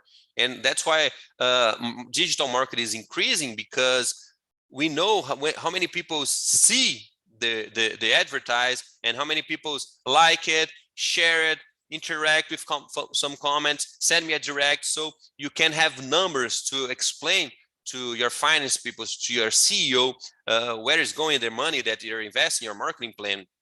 And last but not the least, the budget. How much money are you gonna invest in your marketing plan?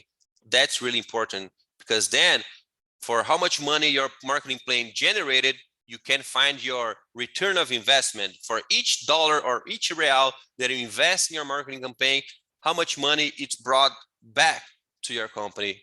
And a lot of people don't like to talk about metrics, talk about numbers, but it's quite important because you need to make decisions and to choose the ways that you're going to be interacting with people. Focus on numbers, focus on metrics. That's quite important. It's not only about that, but it's really important when you talk about marketing. Okay, so just coming back to the canvas itself very fast. Here is the marketing strategy canvas. Just to sum up, decided which will be your product or service, who will be your clients. Remember the persona, the buyer persona. Create a history, talk to your persona, because it will help for all the other blocks. Create your product is just a commodity, or you're going to differentiate yourself. How do you position yourself? what your competitors are doing. You don't have to be the best one. You just need to find your own place in the market, and then you understand how much your production you have, how much products you have to produce to achieve your buyer persona.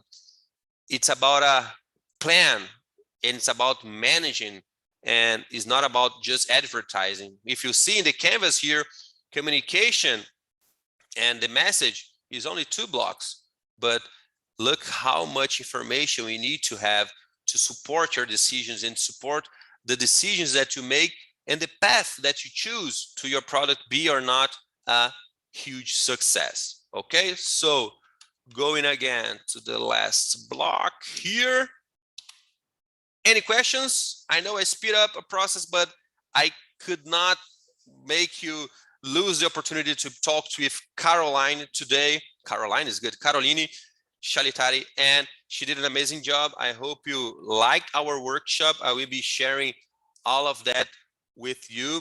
You already have all of this, the Canvas one, in your Microsoft Teams group, and then is important for you, not that you have to do all of the Canvas one, but get the most important parts in the Canvas. Tomorrow we are going to be having the Sustainable Business Models workshop with Professor Victoria Mutran. She has a company that exports Brazilian nuts, so she will teach us some models to develop our business model. And I hope by the end of tomorrow's workshop, you and your group already decided which will be the raw material, at least, that you're going to be using. And she has a lot of experience in our region here, how to make business in our region. So please enjoy it tomorrow workshop. Just before letting you guys go out, I just want to put here in our chat the feedback for today's workshop. I will be sending in your Microsoft Teams group too. Thank you so much. Tonight was an amazing night. Sorry if I speed at the process, but we cannot not lose the opportunity to receive Caroline here. And I hope that you liked our talk today. And please have a good rest. A lot of Red Bull for tomorrow. I know that this first week of the Amazon experience is really tired, but we need to give information to understand better the Amazon region context that, as you said, as you saw, the whole week is not the same as doing business in a major city. We need to understand the challenge and all the opportunities that we have here. So thank you so much. I really like to be with you tonight, and we see each other tomorrow. Have a good night. Have a good rest. Thank you so much.